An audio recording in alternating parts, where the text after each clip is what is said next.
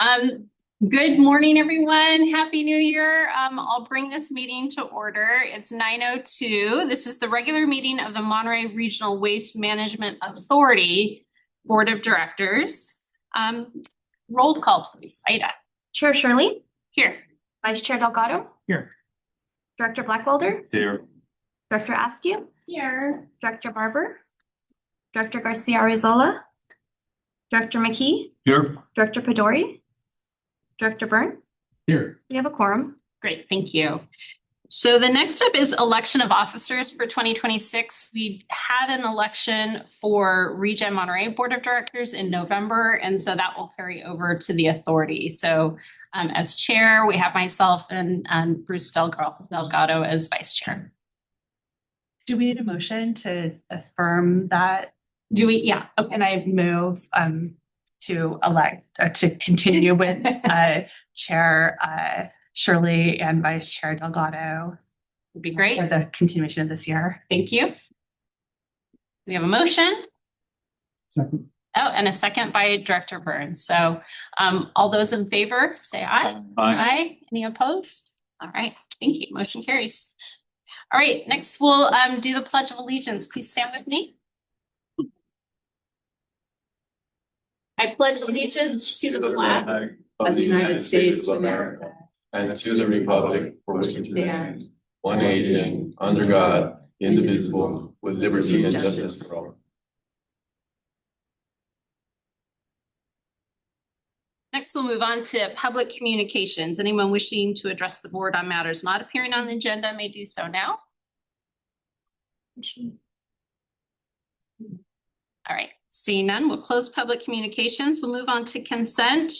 On consent, we have the meeting minutes from last year, and we also have our approved revised teleconferencing policy. Does anyone want to, any of the directors like to pull any of these items or comment? Anyone from the audience, from the public, would like to comment or pull any of these items? No? All right, we'll bring it back. I'll accept a motion for consent. I'll move approval of consent agenda. Second. Okay, great. Moved by Director Rudascu and seconded by Director McKee. All those in favor say aye. Aye. Any opposed? Okay. Welcome, Director Pedori. Okay, we have nothing for discussion or action. General communications, I'm assuming we'll hear those at our next the ReGen board meeting. Yes, Chair. Any board communications? No? All right, I'll go ahead and I'll adjourn our authority meeting. Great. Move on to our regular meeting of the Board of Directors. It's 9:05. I'll call this meeting to order. Roll call, please. Chair Shirley. Here. Vice Chair Delgado. Here. Director Blackwelder. Here. Director Askew. Here. Director Barber. Director Garcia Arizola. Director McKee. Here. Director Pedori. Here. Director Byrne. Here. We have a quorum. Okay, great. Thank you. All right, we've already done the Pledge of Allegiance. So I'm going to move on to public communications. Anyone wishing to address the board on matters not on the agenda may do so now. Right. Not done online. Okay, we'll go ahead and close public communications. We'll move to consent. So on our consent agenda, we have items 5A through 5E. I will say we had a few just edits on the board calendar, just some spelling change. Anything else from the directors that you'd like to pull or comment on? No. Okay. Anyone from the public like to pull or comment on our agenda item? Shown on agenda content consent agenda. Okay. I'll bring it back to the directors. I think there might have been a couple of typos on the board calendar. Maybe we could just have some direction to get those fixed. So I mentioned that. So in terms of management needed to be. Yeah, so I did correct it online. So if you see the current version, it is corrected there. We just made some bolding of some items. Perfect. And then the yeah, so the spelling on the top, yeah, and then the asterisk Yes, The first, I have it here.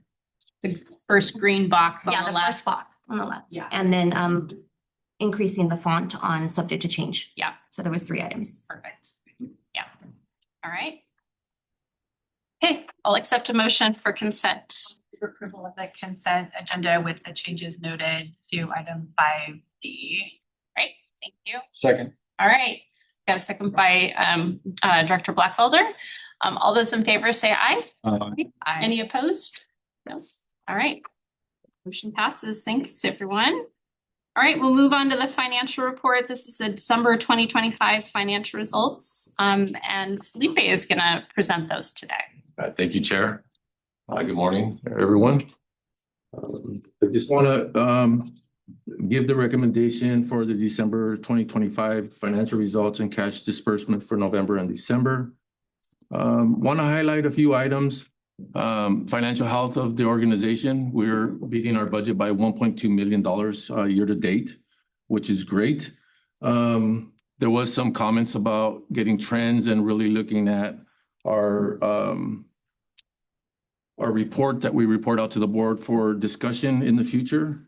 Some positive points for us that reflect the organization's financial health is employment and labor are beating budget by $1.13 million year to date, halfway through the year. That's a very good position for us.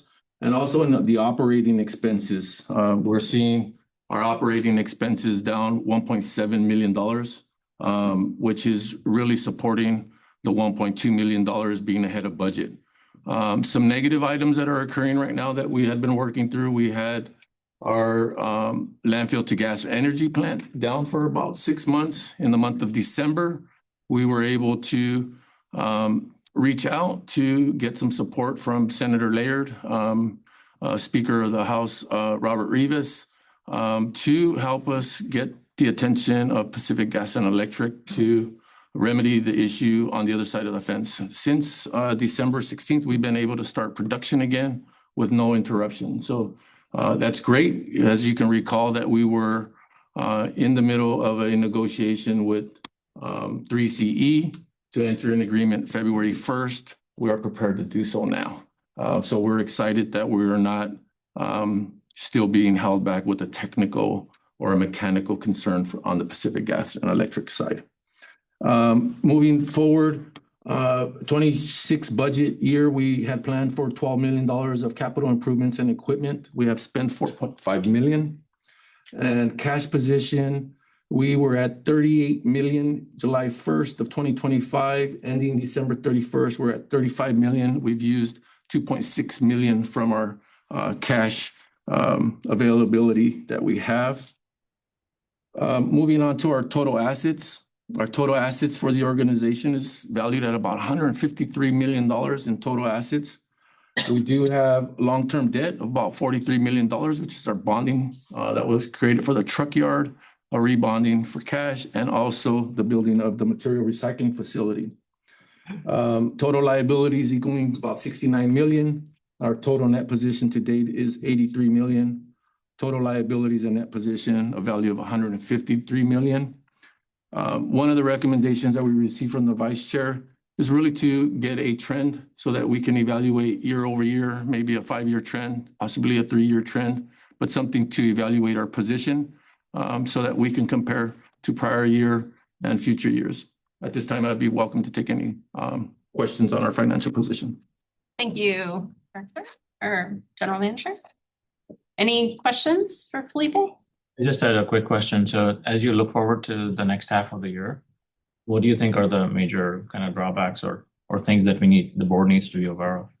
I think we need to still strategically look at some of the long-term items that we have in the pipeline. We do want to start evaluating. We are procuring for development of module 8 and 9. I think the infrastructure to create a larger span and also a longer period of landfilling capacity that has infrastructure in it. One of the items that we continue to discuss is 100 years of landfill life. We need to create the capacity for that with the infrastructure in it. So the more modules that we can develop along the way, in theory, we're creating that landfill space that is already designed and paid for to use. Right now, we just developed module 7. The span's not wide enough, so we only get a certain amount of time there before we have to expand it so we can continue to go up. So that is a major one on the horizon. And then also finishing off the cover aerated static pile project that we have, which is our composting process that will be going from a windrow, turning over the piles to a cover aerated static pile, meaning a membrane covering it, injection of it. The results that we're looking for is mitigate odor, mitigate fugitive emissions, and also the dust that's created by continuous turning of these piles. So an improvement time of processing as well. Okay, and those are scheduled for the next 6 months? Or is Yes, this like- yes, we should have it done. Miss Katie, I'm gonna lean on you very hard, Cass. We're thinking, Bid period ends on Monday, and then we're hoping to start construction in early and spring. built and done maybe October, November? Before the Before the end, before maybe winter gets started. Thank you. And just, so are we behind, so the landfill gas to energy, are we behind that, or is that still a thing to monitor? We will continue to evaluate. So we've signed an agreement to enter a PPA to improve our sale of megawatt hour, going from 3 phases to 3C. That's going to be a 1-year term. It allows us to continue to evaluate and study a longer version and really looking at the capital expenditure that we need. We're using old capital to continue the model that we had been in. We really want to get to the point where we can buy the new infrastructure of capital and look at that 20 to 30-year vessel of either power generation or renewable natural gas or a hybrid version of the two combined. So we're going to continue to investigate through this short-term period. The next step will be to start meeting with Monterey One Water. There was an ear tag for a certain amount of power to be dispersed to them. We need to go back and look at that term sheet that was signed in 2021 prior to my arrival and re-look at all the terms of values that are about 6 years old now and making sure that we can revisit it and make sure the terms are in alignment for the both organizations. But that's going to be the next step. And then the total evaluation. We believe we can generate 10 megawatts of power. We're only generating maybe 3/10 of that. But the capital infrastructure and having a PPA in play, knowing that we're going to get the payback on our capital investment and that we have a long enough term to use the investment that we have. So great questions. There is some forward-thinking items and, the operational health of the organization, thanks to the people, your guys' goodwill to make sure they've been taken care of in the process, are really running the organization efficiently and effectively. And it's definitely demonstrated through the employment aspect and also the reduction in operating expenses. Thank you. I appreciate it. You're welcome. Director Delgado.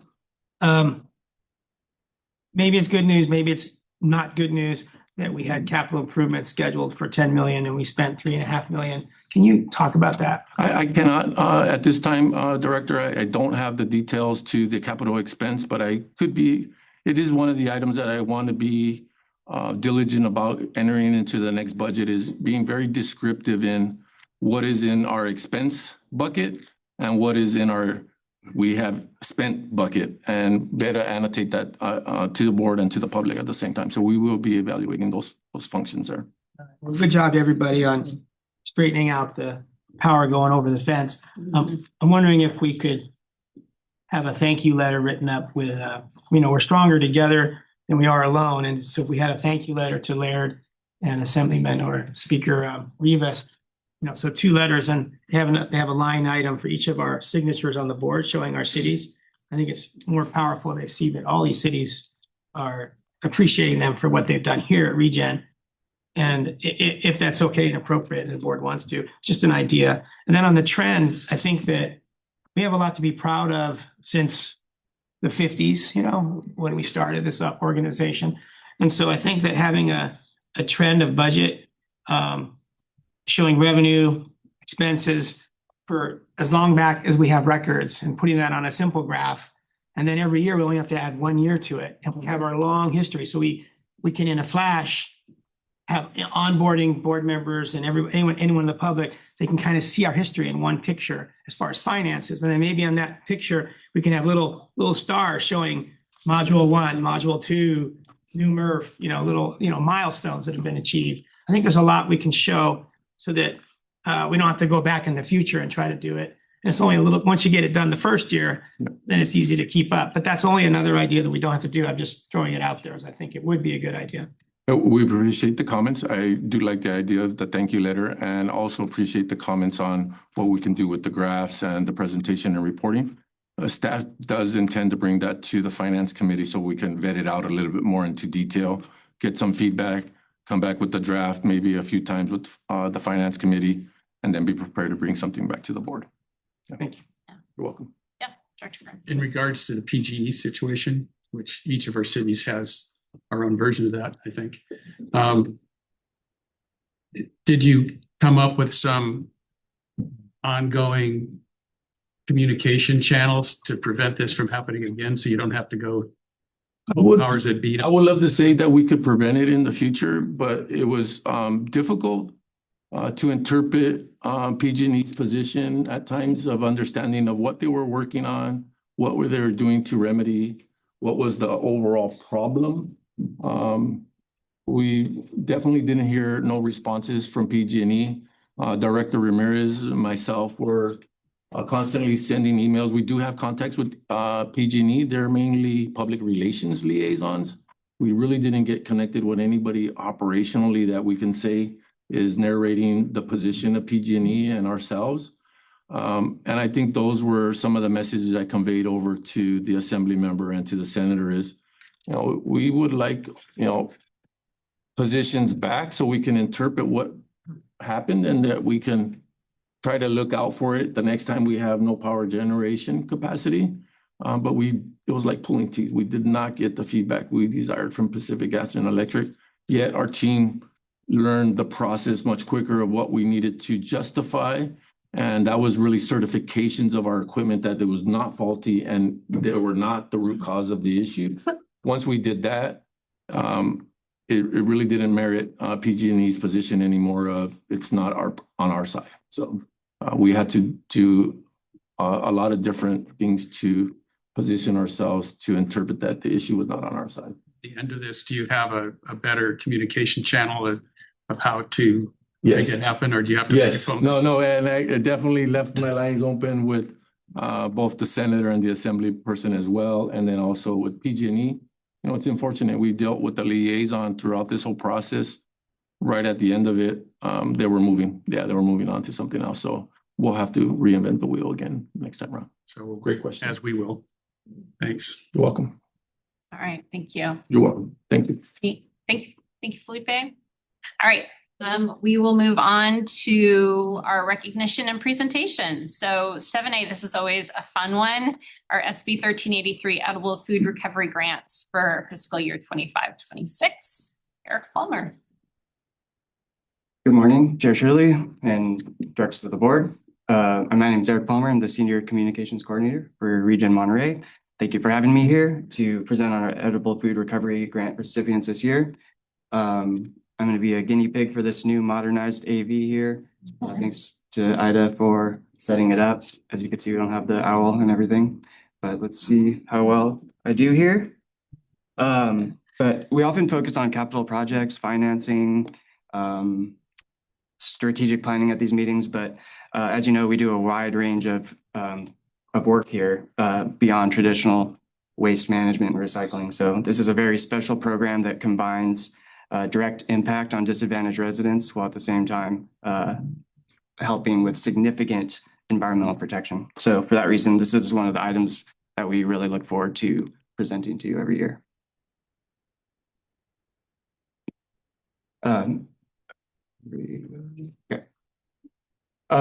So edible food recovery, it supports Senate Bill SB 1383, which you all know a lot about and we talk about a lot here. But briefly summarized for the public, the law requires a 75% reduction in landfilled organic waste statewide. And you often hear about the cornerstone of the law, which is recovering food scraps from residential and commercial sources. And promoting participation in that program is still among the top initiatives of the Communications Office in ReGen Monterey. But edible food recovery, it addresses another major part of the waste stream, which is recovering surplus edible food that comes from generators like grocery stores, restaurants, schools, hotels, and the like. And this is food that's still really safe to eat, and it's far better used to feed people than wasted and buried in landfills.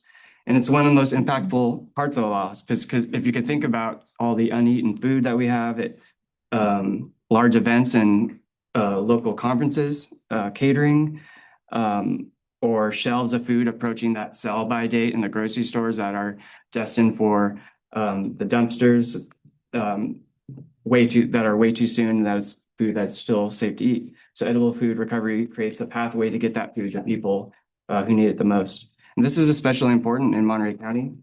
We have a large population of food insecure residents and homeless families and veterans, all who rely on these food recovery organizations for consistent access to meals. And even as we remain one of the most productive agricultural regions in the state. So the grant program was funded through SB 1383 shared costs, MOUs between ReGen Monterey and your member agencies.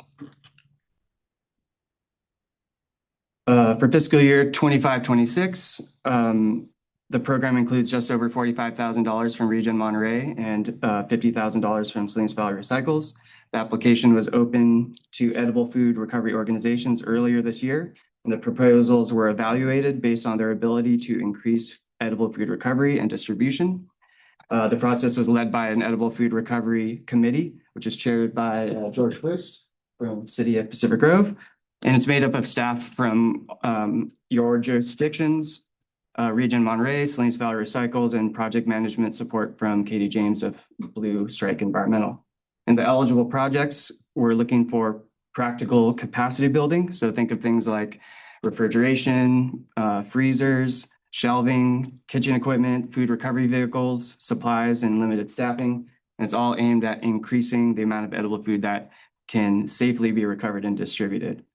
And astonishingly, to date, we awarded nearly $500,000 to local food recovery organizations.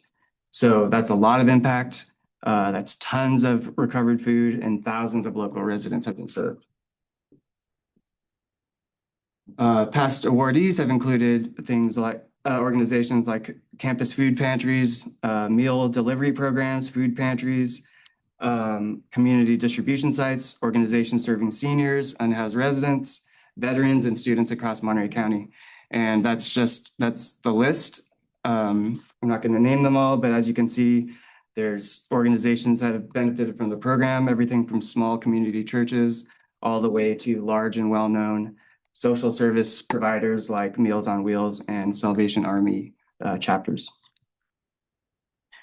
So this will be a test here on our audio system. We'll see if it works. But the communications office likes to tell stories visually to show impacts on our programs. So we'll see if we could see this. If not, that's fine.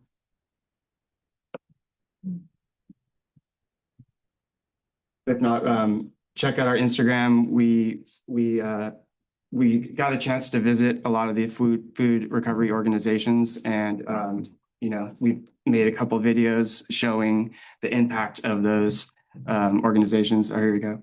Maybe we don't get sound, but I can kind of read here. I got to interview somebody. I'm just so grateful for this program because it's a supplement to my everyday, because I already eat enough. Okay, anyway.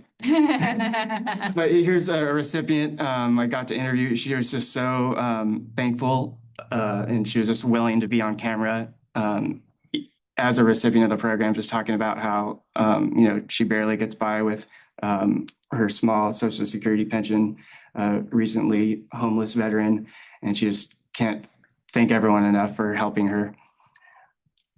Okay, next slide. Question. The $478,000 has been donated over how long a period of time? I believe this was since 2002. 22. Yeah. 2022. I do the same thing. Just the last 3 years? Yes. So yes, check out our social media. We got some great case studies on there, as you can see. Okay, this year, 14 applications were submitted and 7 organizations were selected for this fiscal year. We got several representatives here today, and I just want to again emphasize how much we appreciate the partnership with Salinas Valley Recycles and the continued collaboration among all of the cities in ReGen and Monterey County as a whole, and all the community organizations that make this program possible and successful. So here are our awardees. We got CSUMB Basic Needs, the YWCA of Monterey County, All in Monterey County, the VTC, Meals on Wheels, and St. Mary's by the Sea, and Gathering for Women.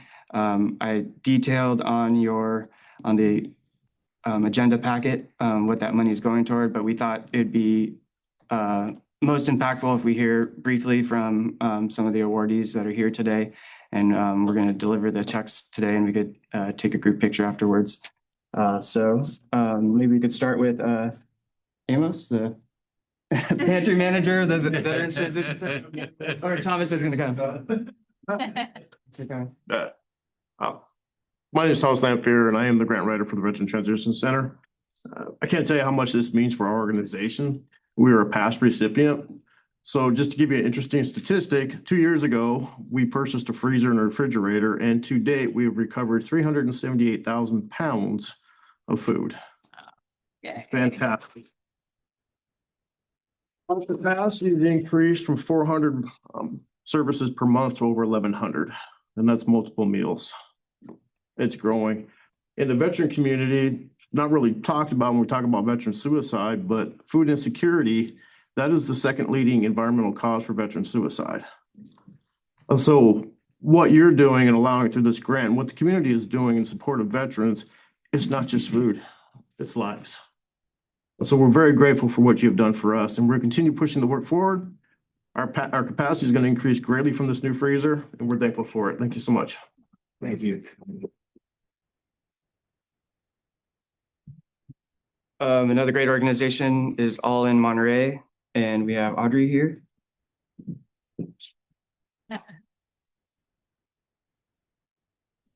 Hey, good morning, board. Thank you guys so much for this amazing grant. If you don't know about All in Monterey County, we mobilized in the year 2020. I don't know why we keep going back so many years ago. 2020 during COVID, because obviously the hospitality industry in this area suddenly found themselves out of work. And so we began picking up groceries, doorbell type of pickups, because obviously it was COVID, to make sure that these community members had food access. That same year, we also had wildfires. So we mobilized as a location to provide clothing, food, toiletries to the hundreds of families who did not have a home suddenly, whether it was because they lost their home or they were just evacuated for such a long time. And so now, today, 6 years later, we help our community by having a giving market several times a week. Nobody has to tell us why they're there. If they're there, we know they need food. So part of that food comes from an SB 1383 process of getting the food from the Target, Lucky's. So it's food that they were about to throw away, but it's still edible, it's still safe. So here's our community that's receiving this. We also do a giving drive every Wednesday. We have a kindness closet twice a month. Excuse me, sorry. I am emotional about this. This is an amazing opportunity for us.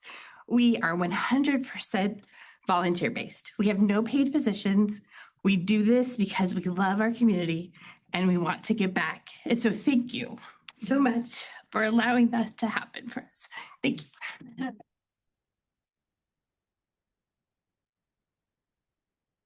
The CSUMB alumni, I'm really proud that we're giving $12,500 to CSUMB. They have a basic needs hub. And as someone who's a hungry student, I would appreciate it. I really think you should follow their social media. It's really great. They show that they do more than just food. And I'm really proud of how much that program has grown.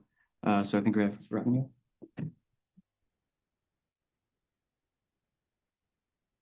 Hello, everyone. It is an honor to be a second time awardee of this grant. The first cycle of this grant, we received a little over $9,000 that helped us really scale our program up. So whereas before we were seeing about 100-ish students a day, once we received that grant, we now see over 400 students a day. So last semester, we had 27,645 visits to the hub, which supported 3,694 students. So just last semester, we recovered this guy right here. Gio is our food recovery coordinator. And he picked up 84,000 pounds of food just last semester. And that means that he went to the stores, picked it up, put it in the van, took it out of the van, and then put it in the hub and merchandised it with our student staff. So 84,000 pounds times 3 is what he moved last semester. So this funding, he was an emergency hire last semester. So this funding helps us continue that to be able to serve the 60% of our students at CSUMB who are food insecure. So thank you very, very much. We really could not do this without you all. And this funding helps us make sure that no otter goes hungry. Thank you.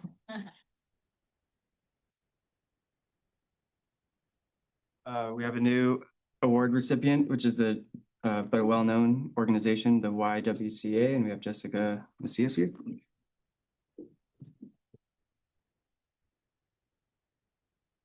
Hi, everyone. Good morning. Thank you so much. I love getting in front of anybody to talk about our wonderful agency.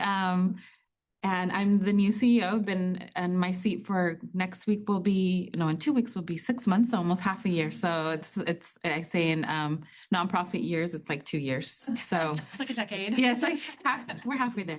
And we're just really excited. We offer services to domestic violence victims, and we pride ourselves in offering wraparound services. So this will definitely help us bring back our pantry that we will have in our office for our clients to come and seek therapy or walk-ins, as well as be able to purchase freezers for our shelters and our transitional housing to be able to store more food. That's been an obstacle for us. And because of this grant, we'll be able to prolong our food shelf life and be able to continue to offer meals and food for our victims that come in.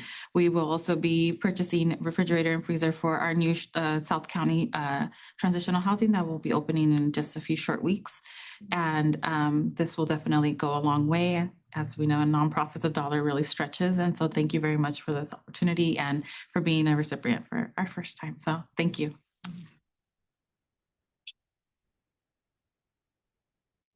Next up, we have Esther Hobbs from Meals on Wheels. Good morning. Thank you very much for this grant. We are honored to have this the second time around too. Last time we used the grant money to have a pickles and bits program where we had some pickling projects to preserve some of the food. And this time we're going to get a dehydrator so that we can also kind of preserve food in a different way and use it later on in times when we need some of that dehydrated vegetable or herbs. I'm not quite sure what happens in the kitchen. But the other thing that we are excited to have is a commercial salad spinner, which I did not know about. But we can use a lot of the bagged salads that we get donated now to be able to redistribute them to a lot of our homebound seniors, adults with disabilities, and veterans. So thank you very much for this. We appreciate it. Yeah, so you can see lots of different kinds of benefits: staffing, dehydration, refrigeration. It's really great. Lastly, we have Stacy from Gathering for Women.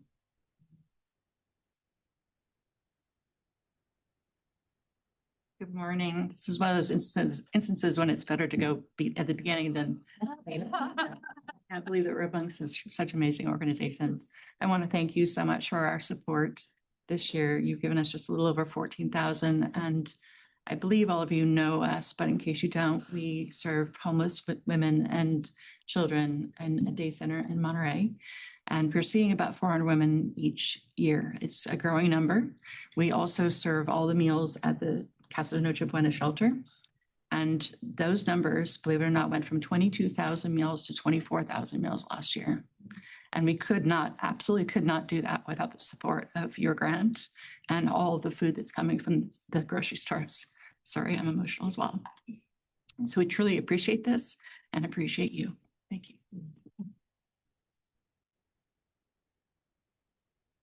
Well, that's it for our presentation. Thank you very much. I'd like to invite the awardees to come up to take a picture with you all, if that's okay? Yeah. Or do you want to do comments first? Sure. Yeah. Go ahead. Yeah, if I may, I want to, so many things to say. I'll start by just thanking everyone who applied for this grant, because everyone who applied is doing work in our community that's unfortunately so necessary. And thank goodness that we have so many community members who are looking out for our neighbors. So I want to say thank you to everyone who's a part of that sort of larger network of community care. I want to, it's striking to me that we have the reality of a community that is so wealthy, that also has such food insecurity, is hard to, it's hard to sit here and reconcile that reality. For me, we talked about CSUMB students who utilize the pantry. I know you have staff utilizing the pantry too. We have staff who are working at CSUMB who are earning wages that don't allow them to pay for the needs of feeding their family. So it's not just our students, it's our workforce. And I just want to acknowledge that as well and be on record with that comment. And at the same time, I want to acknowledge, like, this grant was it's not fundamentally designed to meet food insecurity needs. It's really fundamentally around how we make sure that we're keeping organic material out of our landfill as a greenhouse gas emission reduction strategy. And yet the reality is that, like, we had that much food waste going into a landfill historically in a community where food insecurity is so significant. And it's as I sit here and just sit with the trying to reconcile that reality is challenging. And I don't know if so much it's a comment for us as ReGen, but I think it's just a reflection on the reality that we live in. And I just couldn't let the moment pass without acknowledging it. I think it is something, the state of California put this legislation in place, really, again, as a greenhouse gas emissions reduction. But I do think at some point we need to be able to communicate back through the state, to our legislators. We're doing this work. We're ahead on our implementation of the legislation, 1383. But the stories that we just heard are not stories of greenhouse gas emission reductions. They're stories of, like, tremendous community need around basic nutrition assistance in a community like Monterey County that is so rich and so wealthy. And so I just don't know how we even begin to find the words to describe that, but I think that message needs to be put back in some way. And then one other comment, just in terms of the structure of the program, the County of Monterey has not been participating in this portion of the program funding, and I want to acknowledge that as well, but does directly contribute through a number of other funding mechanisms to food recovery and food distribution in the community. But I do think there's maybe more opportunity for us to think about sort of the broader structures of how all these systems work together, whether it be through food bank, through CalFresh. And so maybe it's the technical assistance team, but I would love just to maybe hear a little bit more about the conversations that are happening in the design of the program, so that we're thinking about, making sure that everyone who's participating in this, because the need for the nutrition assistance is so deep, that we're making sure that the connections between county social service supports are as connected in all the ways that they can be, so that we're making sure that we're not having anyone slip through the cracks if they are eligible for other services or supports, that we're making sure that we're making all those connections in the most appropriate ways. So just want to make sure that's a part of the conversation in the grant program, even though it's not technically what the grant is supposed to be doing. I think it's necessary. Thank you. And thank you all for the work that you do. Yeah. Any other comments, Director I Brink? really have a question. What was happening before 1383 in terms of this sort of activity and support? Was it just not happening at all? So you didn't get any before 1383. So this is completely because of 1383 that you're getting the support. So we work with Trader Joe's. Can you come to the front so we have it on audio? Yeah. So kind of to answer Wendy's question, we work directly with the food bank to get these contracts with the stores. So CSUMB picks up from Safeway in Hardin Plaza in Salinas, from Trader Joe's in Marina, and from Smart and Final in Sand City. So prior to that, Safeway reported to us that all of that food went in the trash. Trader Joe's has this process in their business model, which is called the Shares Program, and Smart and Final, I can't speak to what they do with it, likely the trash as well. So yes, it went in the trash when there's so many hungry people that need the food. So this is really a transformational thing for. Extremely. It's pretty good when Yes. legislation can do something like this. Yes. And Not to what we're Wendy's, used to. right. To Wendy's point, our staff also utilizes this. We get so much produce that needs to be consumed quickly. So our staff also receives it, and my family eats from it. So it's a very hugely transformational for our entire campus. It's fantastic. While you're up here, can I ask you a brief question? Yes. What was your name? I'm Robin. Robin. You mentioned fresh produce. Do you think that collectively all these organizations, your one basic needs, have tapped into the farmers markets adequately as far as at the end of the market with all the produce that they need to? Yes, that's a great question. So we work really closely with everyone's harvest. Hester calls me when they have extra produce boxes and those pieces. So yes, we do that, definitely. Before we had our contracts with Safeway and Trader Joe's, that was where we got our fresh produce. So you think that the farmers markets at the end of their markets, everyone's harvest markets, for example, that the vendors are finding a place to put their unwanted produce? I can't speak to that. I'm not sure about that. Yeah, but that's a great point. Thank you very much. Yeah, you're welcome. Yeah. Just answer your question, I think.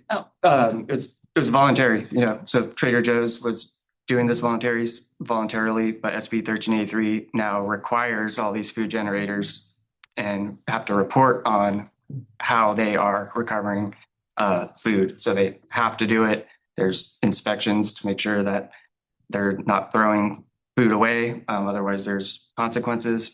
And then we've, with SVR, we have an app that, catering events or stores can put hot food or, grocery items onto the app. And then part of the requirement of getting the grant is you have to be active on this app. So then when you go on the app, there's lists of different food, and the different organizations whoever's ready to pick up at that time, whether it's the hot food or the shelf items, they're made aware of that food. So now it's required statewide through all these generators, starting with the big ones like Costco and Target, slowly, making their way down to small restaurants and things like that.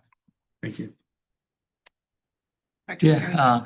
I think this is a great way to start my Friday. It's certainly a great way for this, the first board meeting of the year to begin on this note, which is fantastic. As Wendy was commenting, I was just kind of putting some thoughts together too. Is if you look into actually the ReGen website and about ReGen website, right on the bottom of the page, there is a photo. And the photo, coincidentally, is of a horse-drawn carriage, a guy in a horse-drawn carriage in Pacific Grove dumping waste. So that's Pacific Grove is called out. And in 1950s, we established the organization, and here we are today, where we see faces from Pacific Grove actually making things happen together here on a different note altogether. So I'm really super, I would say, happy, glad that we're here in this position. Obviously, things are not happening these organizations ideally should not exist. But noting that the fact that these organizations exist, I'm glad that we're taking a whole 180 here to be here in a position to support these organizations. And I really look forward to seeing how we can continue to do this in the future, whether that's SB 1383 or not. I think we should collectively do these things more so in a partnership kind of way. But thank you, and thank you for all that who are putting your best, including, I know there's a lot of folks behind the scenes that are doing this too. So thank you everyone for making this happen. Thank you, Director Pretori. Director Delgado, did you have? Yeah, you guys are all amazing. You know that. A lot of wet eyes up here when you were having your wet eyes. But I think Wendy said it all. Really, thank you, Wendy, for that insight. I didn't understand that. Anyway, thank you for commenting on how deep this goes. I think markets have been giving food for free a lot of years prior to 1383, but I think it's clear that 1383, as Eric just summarized, has institutionalized it, organized it. So now there's a whole lot more coming from these stores and many more stores that may not have been giving all along. It's always been nice to see our recreation programs from our cities, the team programs supported by these giveaway foods. But I think it's just another level higher now in the organization, and it's fantastic.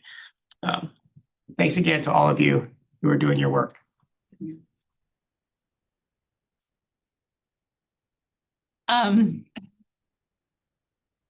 First, I want to thank my board members, because you guys have all said all the things that I feel in my heart. And this is part of my job that I'm not very good at. So, because I do get so emotional, I really want to thank our staff, because I know you guys do a really good job of looking through those applications and delivering these funds to the organizations that really need it. To those organizations who are receiving this, thank you so much for everything you do for our community. Just the simple fact of increasing capacity is really important. And when you were up here delivering the numbers that you serve, you all have to meet the need, and you are doing that because it's increasing, and it shouldn't be. So thank you for that. And I do think it's so beautiful that this legislation that is really protecting our planet is doing so much more, and it should be highlighted, because it is really, really important. So thank you again to everybody. And again, this is a great way to start off our meeting. Yes, please. Thank you, everybody, for your comments. I agree with board of directors and staff, the appreciation to push it this far. I also know that this is a time of concern for a lot of people, the nation. And so hearing these humble stories of humanity and humility be present in our practice of what we're doing. We're usually at the end of all the life of the items that are coming. We now get to be at the front end and participate that. We have 9 member agencies that we are spreading that opportunity out and seeing the community be serviced with such humble people and volunteers, and the practice that you guys are putting into play. I wouldn't want to be at any other place today hearing the stories that I heard today. So thank you guys for all your work and your efforts and the care for others. when you might be in a good place, and this board for recognizing the accomplishments of the staff and the team. And also, you know, for Zoe and Eric and Franco and Kristen that, you know, work as the example for the comms team to thrive to meet the 1383. They've really built all these communications over the last 3 to 4 years.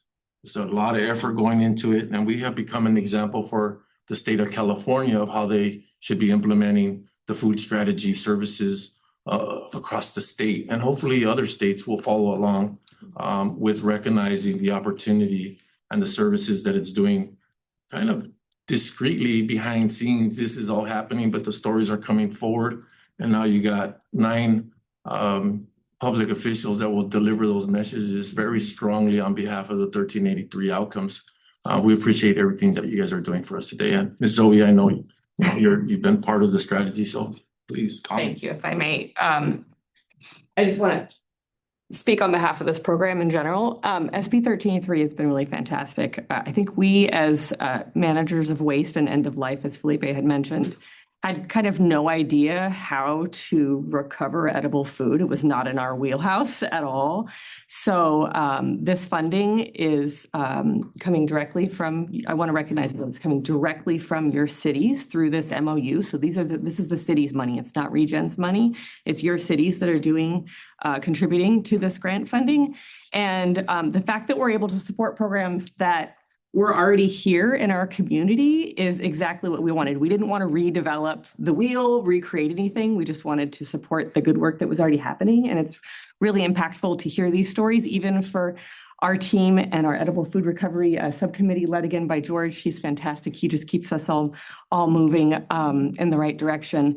We did not know at the beginning of 2022 what this money was going to go towards. We knew we had to build capacity, and that was it. And we said, okay, well, let's just put a placeholder of 50. We had 1383 at our doorstep, which was huge. We said, okay, well, let's just put $50,000 here. We'll just budget for that and, you know, figure out what we're going to do with it later. And this grant program is what came out of that $50,000 from ReGen, combined with the $50,000 from Salinas Valley Recycles each year, which is now at nearly $500,000, and all the food that's been recovered. So just want to recognize how far we've come in 4 years, but really, again, the work is due to these fantastic organizations who were already doing that work. So thanks again. Thank you so much, Zoe. Eric, I know you're itching for a picture. Okay.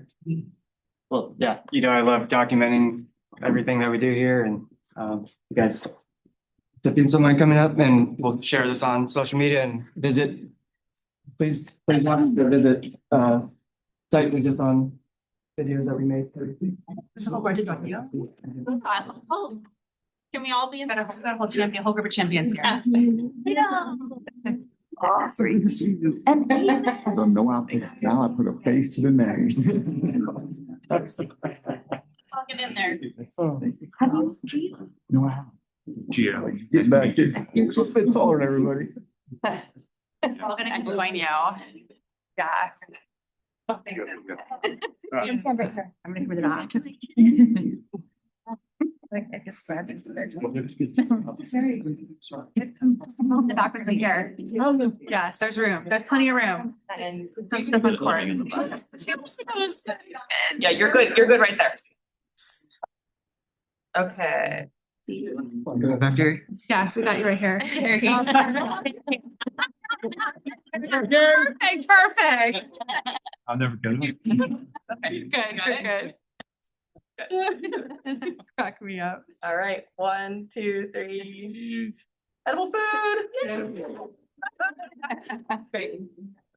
Thank you so Thank much. you all. Thanks, everyone. Thank you guys so much. I'm sorry I got so emotional. No, I don't apologize. I never apologize.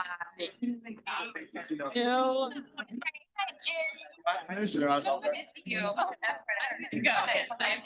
Now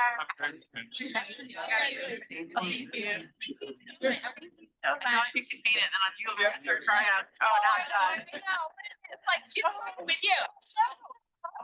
When you study, I know. Like, oh, there you go again. I know.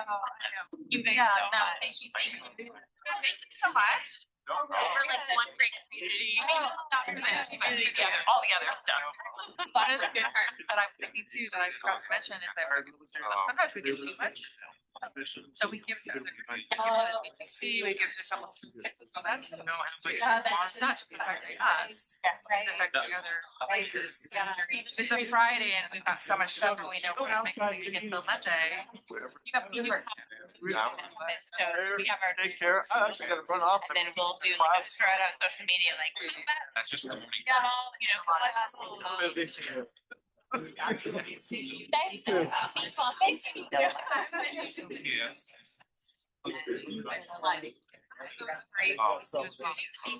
Thank you, sir. Thank you for your support. Really appreciate it. Really appreciate it. Hi. Hawaii. He's coming out and gathering with us now. Victoria County.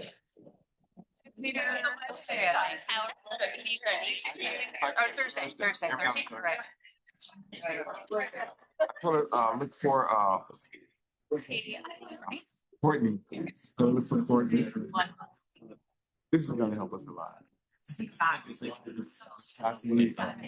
Thank you. Good to see you. Get a lot of knowledge. They do. Thank you.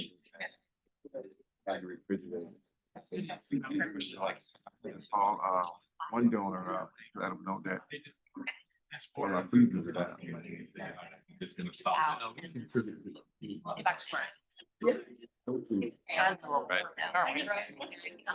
But certainly, you need to get this check as soon as you can. Takes finance. City. I thank you. That, and then that, the money that we pay. As a collective. That was 1 year short. So that. And I thought this a lot, actually, it's very personal. That'll be my family by college. You don't have my. You're all. Presentation, I'm like.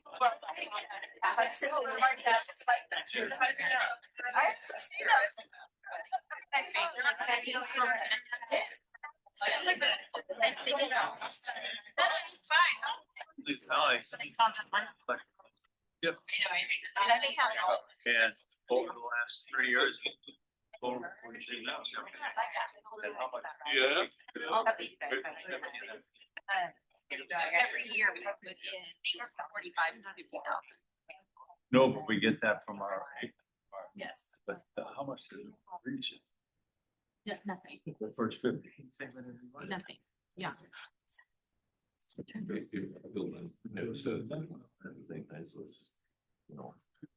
All right. Baby step. Huh? Baby step. Oh, Let me ask a question here. okay, so In the last 3 years, $478,000 has been collected through various organizations. We ReGen gave 50,000 the very first year. Since then, we ReGen have not given anything. Not quite. And so this is our fourth grant cycle. So 2022, fiscal year 2022 is year one. So 4 years in total. And we generally what happens is ReGen contributes 50,000 and Salinas Valley Recycles contributes 50,000 Every year? every year. A small portion of that does go to Blue Strike Environmental for the administration. So we have given 200,000 ReGen. Roughly 250,000 from your member agencies. No, I'm talking ReGen. Well, yes. So What? 250,000 from ReGen, but again, this is funded directly by the member No, agencies. but that's not our money. We get that money from our member agencies. Correct. And so we've given 50,000 the very first year Correct. of our own money. Since then, we've been collecting money from the agencies or from the cities, and we've passed that along. No, in each year, it has been funded from the member agencies. $0. so $0 from ReGen. $0 from ReGen. Okay, zero, but the first year we gave 50.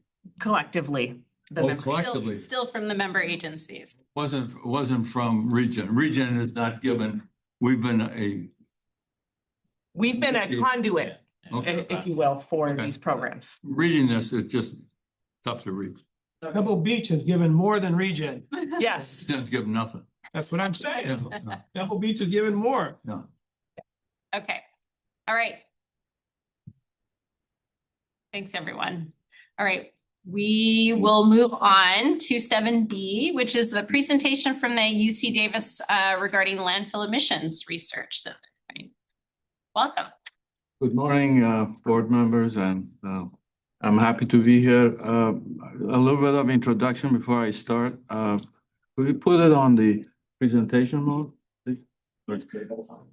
Yeah, so I'm with UC Davis. I've been doing research at your site. Thank you very much for allowing us to do that. And today I was going to present a short discussion about the projects that we've been doing and why we're doing it, and also answer any questions that you may have.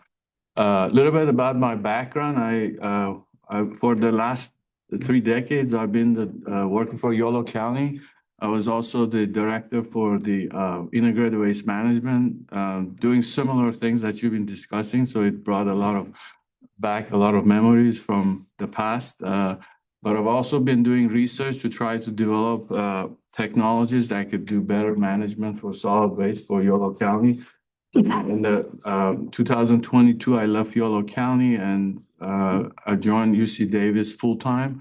I was part-time with UC Davis doing research for the last 13 years, but now I'm doing as a full-time job doing research. But I have a very a good understanding of what happens at landfill because I managed a lot of different operations for Yolo County, including composting, anaerobic digestion, and recycling, hazardous waste, and landfill construction and operation. So my perspective includes understanding of those things, as well as the research aspect and how that transfers into better technologies for mitigating emissions. So I was very moved by what I heard earlier, the presentation, and what I'm going to talk about is what happens to the residual gas that doesn't get collected and it comes from that leftover organics that gets landfill. And so what can you do to measure it? What could you do to mitigate it? And what can you do to eliminate it? And so those are kind of the aspects of the research. But I also want to mention that my team, it's not just me. I work with a group of people. We have over 7 graduate students, and we have 2 other universities that are collaborating with me.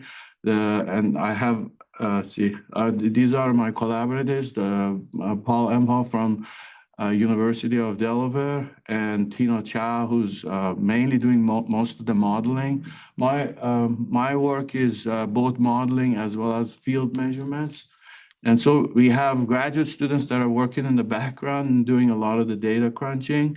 So I was going to kind of quickly tell you each of the agencies. US EPA had a STAR grant that was advertised about 3 years ago, and we applied, and there were 4 grants that were awarded to 4 different universities received it. We were one of those universities that received it. And the main objective of this project is mitigate emissions and measure and compare different methods and find out which ones is actually correct, because we still don't have very good understanding of how we can measure emissions accurately. You will see, for example, Carbon Mapper contacts the landfill and says, oh, you have a large emission and it's this location, go find it. The question is that accurate? Is that measurement correct? And there's definitely in the scientific community, there's different ideas as far as what is the best technique and is that accurate and what is the actual emission. The second organization that we work with is the California Air Resources Board, not the permitting section, the research section, because they also have a section that actually investigates emissions and then notifies the air district. So we work with the research section, And in this project, we have, actually, all of our projects are at 3 different landfills. Your landfill was one when I contacted a couple years ago, where your previous engineer, compliance engineer guy was still working here. We talked and we discussed how we potentially could use your site as one of the sites because we don't have any sites near the coast. And that's really quite different than inland. We work with landfill, Kiefer landfill, which is inland, and also the Western Placer landfill, which is closer to the mountains. And so we wanted to have a better understanding of what happens at the coastline because the weather pattern is different.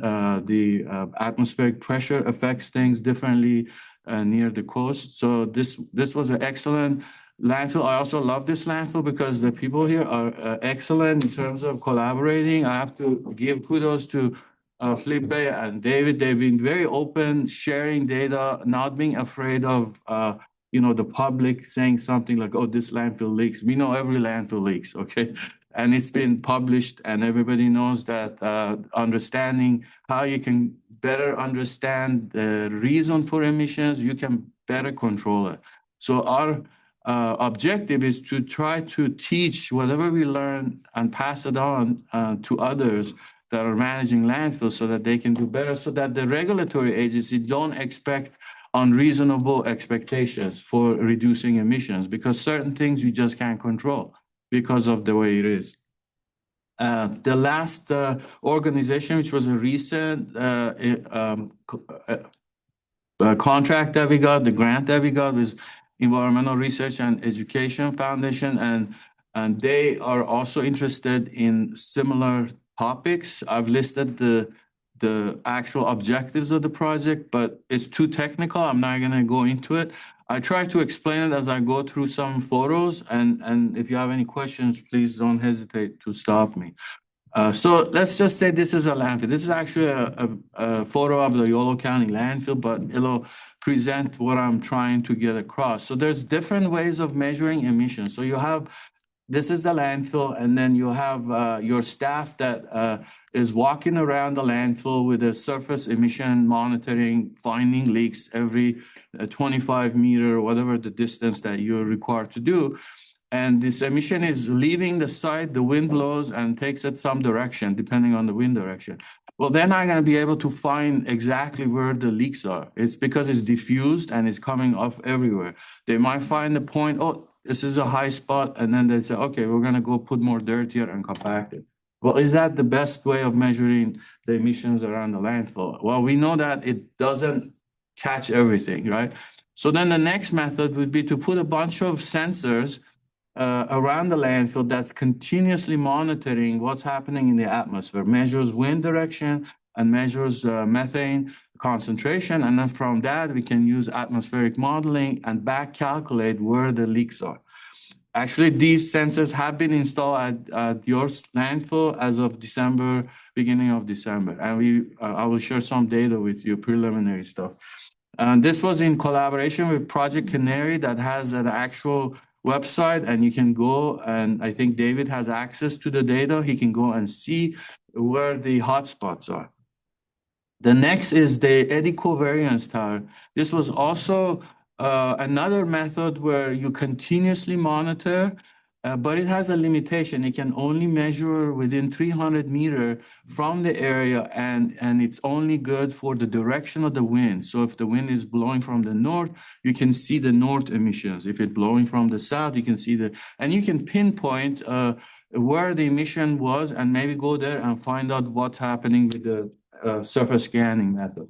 This is more of a new technology that is being applied at the landfill. Actually, your landfill is one of maybe the second landfills that we've done. We have another project in the East Coast that we've been monitoring. And then at Kiefer landfill, we have a tower as well. And we had 2 towers installed in 2017 that we are actually writing a paper on that right now. So that's another method, but it doesn't tell you the whole picture for the landfill. So then recently drones have been used, and you can use a drone and scan with a laser pointing down and scan the entire landfill. And you could go much faster than you can walk, and you can go much closer. You can go every 10 feet, every 5 feet. We actually did this at Kiefer landfill, and it took to do 500 acres. We did it in 8 hours.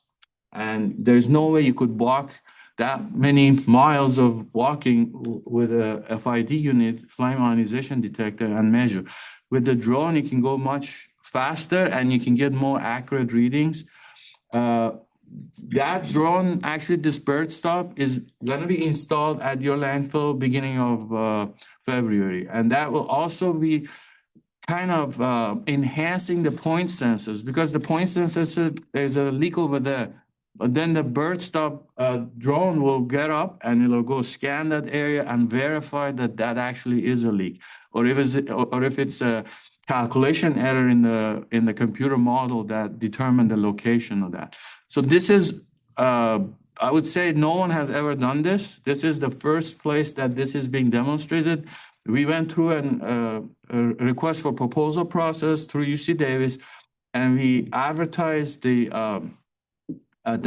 different vendors and said we want the best technology for demonstration, because CARB wants to see if this is possible. Can landfills actually be able to immediately get a notification where the leak is and then go there and fix it, rather than relying on a satellite over a month period that they go over the landfill? They can do it much faster on their own, and they can be more accurate. So this is a demonstration project that will go for 1 year. And what happens is at the time of these sensors determining where the leaks are, and then the drone doing that, we will also plan to have a once a month, an aircraft will go around the entire landfill and calculate the emission from the entire site. And then the next method that I was going to tell you was what we call the tracer correlation method. And the tracer correlation method is basically, the landfill is leaking gas, right? And so you use a tracer gas, something like acetylene that's used for, welding, and you release that at a known rate, and then you go down. We did this actually in December. We were here for 5 days, and we released tracer gas. We got permission from the Air District and approved by them. And we released the gas, and then we measured the tracer gas downwind, about a mile away. We went around the site. We had Florida State University, who also is a partner. They came out with the equipment on their vehicle, and they drove all day measuring. And now we have like tons of data that we're going through it.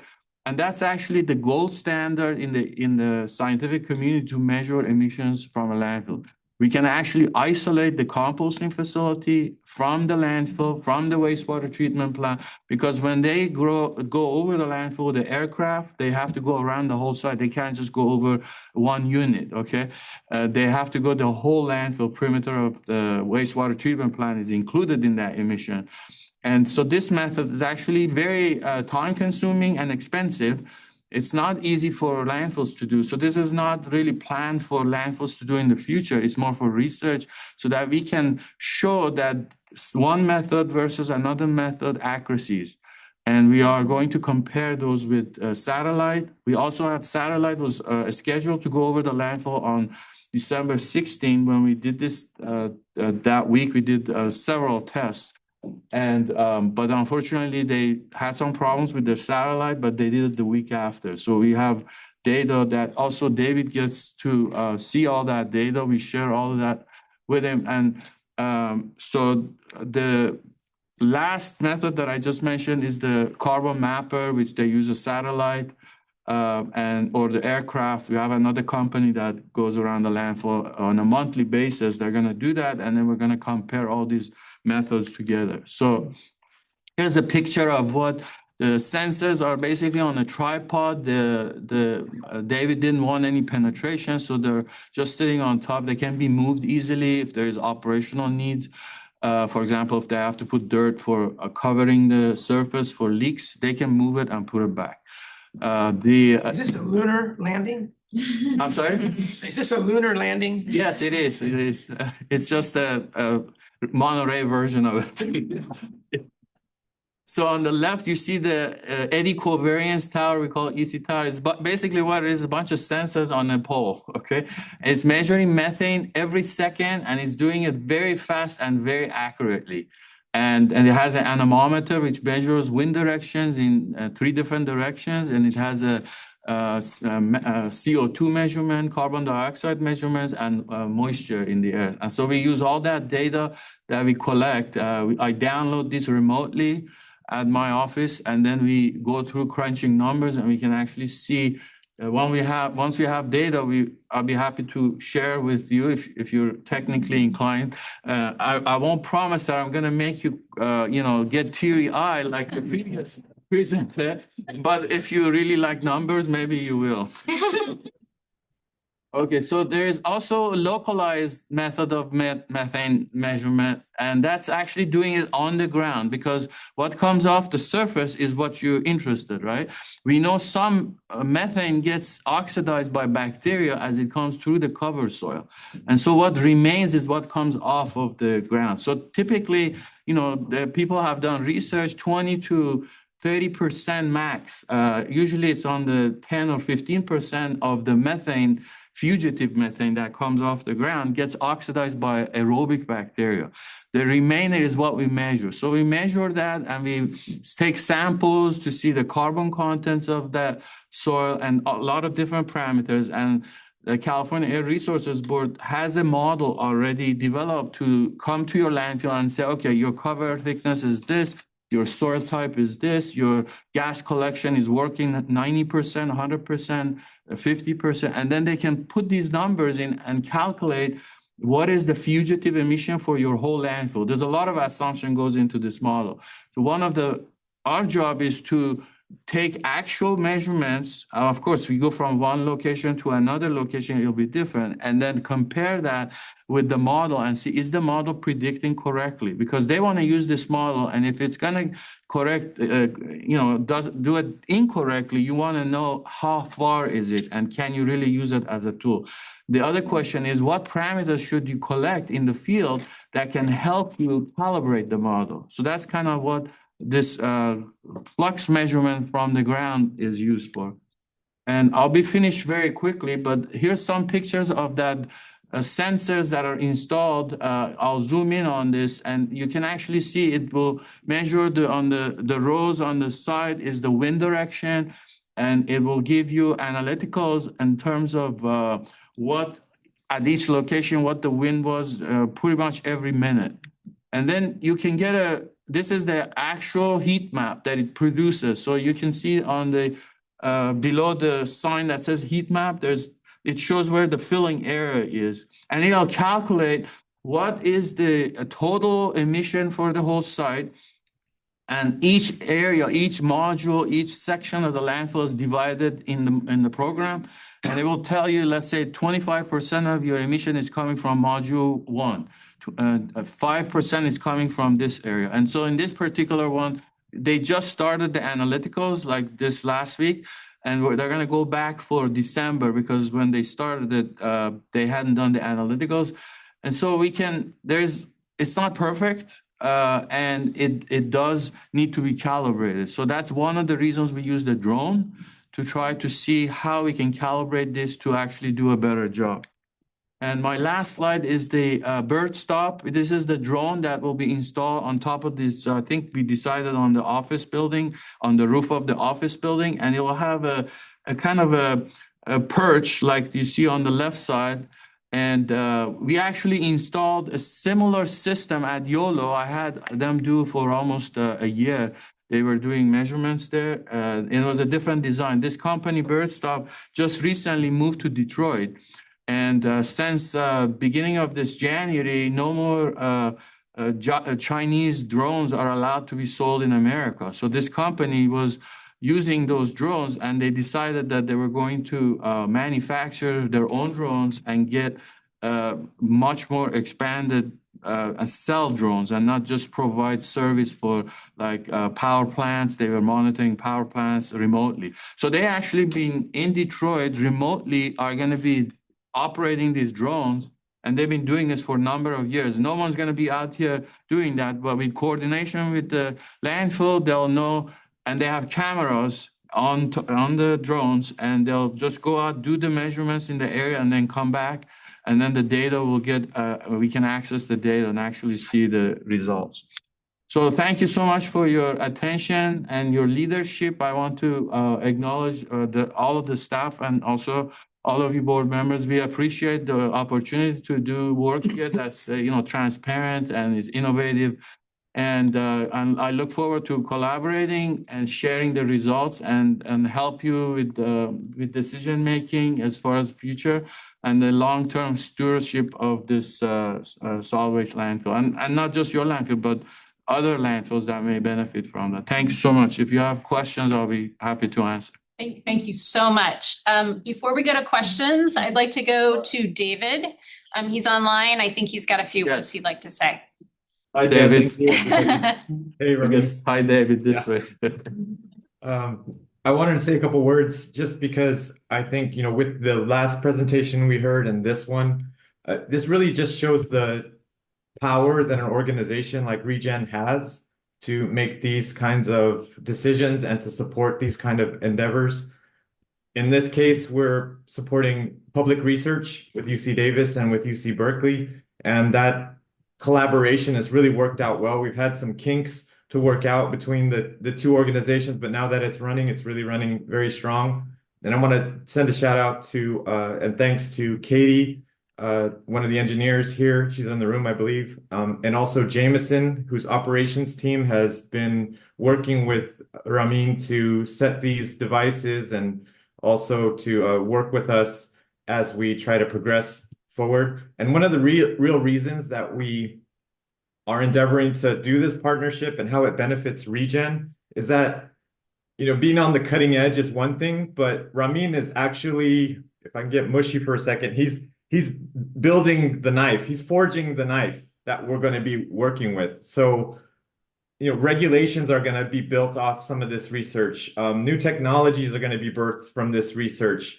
And that really is important for us to be aware of and important for us to be a part of as we move forward to be able to understand where regulation is going, where technology is going. And I think that it's a really great partnership to have with UC Davis and also UC Berkeley. So it's just really proud to work at this organization. It just really is a gem as far as a public agency. So with that, we'll take some questions. All right, thank you, David. Questions from the directors? I can go. Sure. Thank you for presenting this. And coincidentally, I used to live in Davis. Oh, yeah. Oh, great. For getting Davis on the spotlight. Yeah. You only live once in Yolo County, Yes. That's right. I wanted to know, like, they didn't get the joke, huh? So it's so what made I'm just curious, right? Like Yolo County has its own landfill. Yeah. What made you choose like our region? I mean, I just want to hear it from you as an outsider to us, because that is helpful for us to understand how ReGen is being portrayed nationally or locally too. Well, I think I contacted several sites. Now, what I have to say that we focus more on public landfills, not private, because we also have a partner. Waste Management is one of our sites that we're doing research on. But I can tell you that's been over a year and a half. We still don't have release of the lawyers to share data. So data sharing is like really difficult, and that's one of my number one thing is any organization that's is open and is willing to share data and not afraid of regulatory agency, because regulatory agencies that are in the background have assured me that this is not being used for any kind of hammer on the agencies. They recognize that they need to have open research at these sites to get the real data, as opposed to sit in the office and use a computer model. So the way I've personally knew about I've been to this landfill before, and One of the things I loved about your landfill is that you do everything yourself. And at YOLO, we were pretty much doing the same. We had contractors do some of our work, but at your side, you run your power plant, you do excellent work and you understand landfills. That was one aspect. The other aspect was openness of sharing information and location. I mentioned earlier is the location that we needed to have a landfill that's close to the coast that will have different, atmospheric conditions, so our research can be much more broad than just inland. But of all of those things, I think openness and a good working relationship is a number one. Otherwise, you won't be able to get the data you want. And I'm not saying this that the other landfills are not like that. I'm just saying that because that's a number one thing. Being able to get data and be able to get access to good data is very important for research. Okay, I will say other landfills are not like that. So. But I just wanted us to recognize the fact that like ReGen is at least a cut above the rest in some aspects, if not a whole lot more. And then we recently installed the LOSI system. Do you think that is beneficial? Or I actually thought with LOSI, you'd be able to reduce or cut down most of the emissions. I'm glad you asked that question because I didn't cover that in detail in my presentation. Actually, I was back in 2 years ago, I think I brought up this LOSI system to Guy and introduced him. And I think he installed 10 wells to kind of test it. But one of the things with the LOSI system is that you have to pretty much to see the benefit, you have to do all your gas wells that are high producing gas wells. And I think we're at that point. One of the aspects of my project is also evaluating the LOSI system and seeing if it actually reduces emissions total for the landfill. You will see increase in gas production. This was introduced in YOLO. We installed it at YOLO.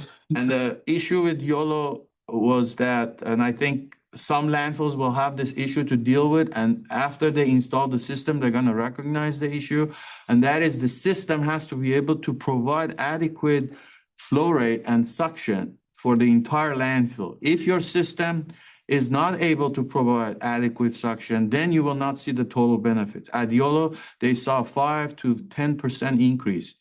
They installed it at Hayroad landfill, and which is a private landfill, and I know they had a lot better results there because they had adequate suction. So one thing I think is very important for Monterey to kind of evaluate, and we'll be happy to help in that process because we're looking at the data, is to identify what can you do to optimize your collection. Because if you're adjusting wells open close continuously and you don't have ability to increase your opening the valve, then you're not really pulling all the gas out. Okay. And so that's an important aspect that I'm glad you brought that up. Okay, so that's beneficial. I'm sure you, David, and Felipe will work toward. And I think that leads me to the final kind of question or point is, obviously this is a research item, continues to kind of like draw insight, best practices, like you're mentioning. So is this like a long-term kind of partnership or strategy that you're looking at? Well, currently we have these grants are pretty much, we started a year ago. It's a 3-year project. And then if, we find out that there's additional research needed and the funding is available, that could become a partnership with ReGen or other landfills. But at this point, I think our commitment is to finish these projects and produce, reports that could go. Always, whenever you do research, just people know, you always make recommendations to do more research. Because research is continuously learning. It never ends, But, the funding has to be there. The new administration in EPA actually incorrectly terminated our contract. And they halted it for almost 3 months and delayed us. And then they reinstated it because a few of the lawyers in UC Berkeley actually, without getting paid, they took it upon themselves and took it to court. And they won. And they reinstated the grants. But there are 4 other grants that they were canceled. And those were other universities. And so ours is kind of the only one that got reinstated. And we're trying to spend the money as fast as possible because we were told that they could get canceled anytime. And so the atmosphere is more in California. I think we're safe. We got SB 1383, AB 32. All these regulations are helping us to do more research, to learn more.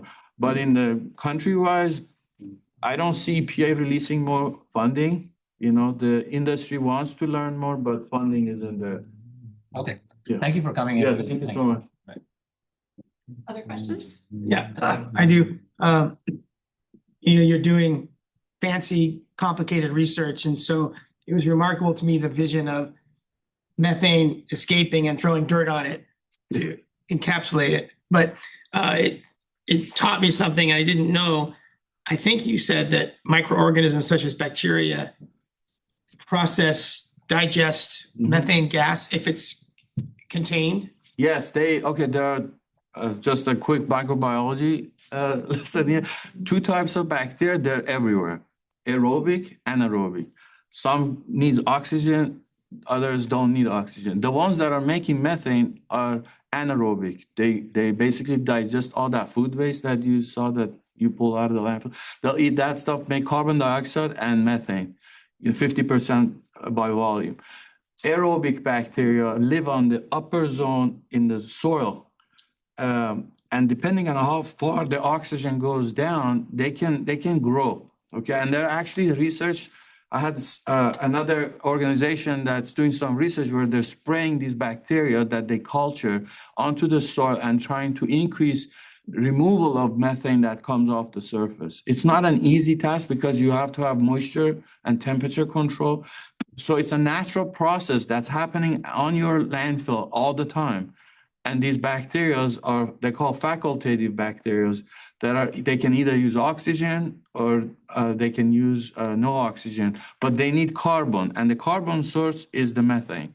Just like us, we eat carbon, we use oxygen. They're just like us, but they're eliminating organic material emission and methane. Methane is really hard to digest. It's like eating, a fruit versus eating, something that has a lot of lignin. It takes time to digest. So they go after VOCs, volatile organic compounds, and then they'll go after the harder to digest, which is methane. That's why you don't see them do really well if the conditions are not right. So yes, it is a natural process, and it's happening all the time on the top of your landfill in the upper zone or wherever the oxygen can get down. So if you cap a methane leak, it's not that it's going to seep out softer somewhere else. It's that it might get utilized by the aerobic bacteria. Well, when you have a good question, complicated answer, because there are certain parameters that affect movement of gas through the soil. It's the soil type, how tightly the soil is. Like your soil is sandy. It's very easy for gas to escape. And that's why you have issues with your cover. Sometimes you have to go and put more and more dirt. The more dirt you put, if it's dry, it's not going to do anything. Summertime, it dries and gas can escape through. Bacteria is still, the rate at which the gas is going through determines the emission. If the rate was equal to the rate that the bacteria is using up that, then there'll be no emissions. But if the rate, and so to control the rate, you have to control the environment they're in. And that's not easy to do, okay? So it's a complicated answer. Now at YOLO, this is what I decided years ago. We knew that emission is impossible to go to zero. So the policy decision that I made was that all closed landfills, we put a synthetic cover over it. Because the only place that could leak, it would be where the boots are, the pipes are coming out. The rest of the areas, you got a suction, you control the gas better, and you eliminate. We had 4 foot of clay cover. We got rid of the 4 foot of clay, we add more garbage, and then we placed the liner and put 1 foot of soil over it. Did it work? Yes. And do we have any surface scanning issues there? No.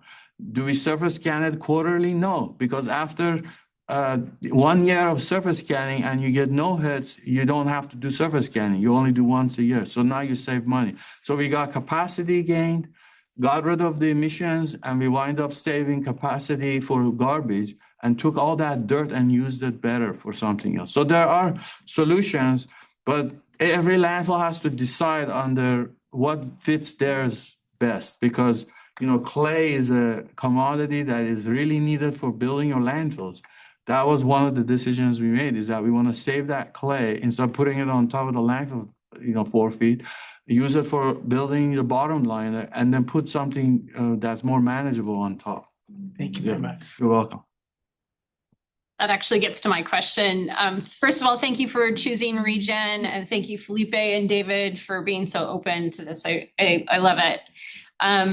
So I'm just looking sort of big picture for ReGen. First, we'll learn a lot about our landfill, which is great. Yeah. But I'm wondering how we use this information moving forward. In other words, does this change the way we personally build out our modules based off of the information you gain? Or are we going to start installing, are you testing the point sensors, the EC towers, and we're recognizing that we need to have those as well all the time? I'm just wondering, like, what's in the future based off your research? I think the EC tower, one of the questions that's right now is being discussed in the whole waste industry is that where is the highest emission at a landfill that could be controlled? And how can you control that? And that's like a big question that recently there's been publications regarding monitoring many sites in California and outside of California, and determining how much emissions they have and where is it coming from.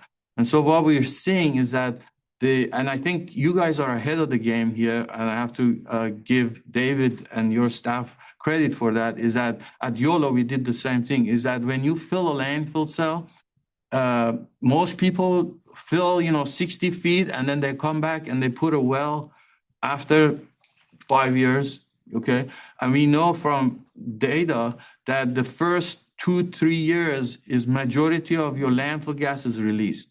Right? The methane is the organic waste that's readily degradable, happens in the first year or two. Food waste, you put it in your room, it degrades, right? And it produces methane in an anaerobic environment.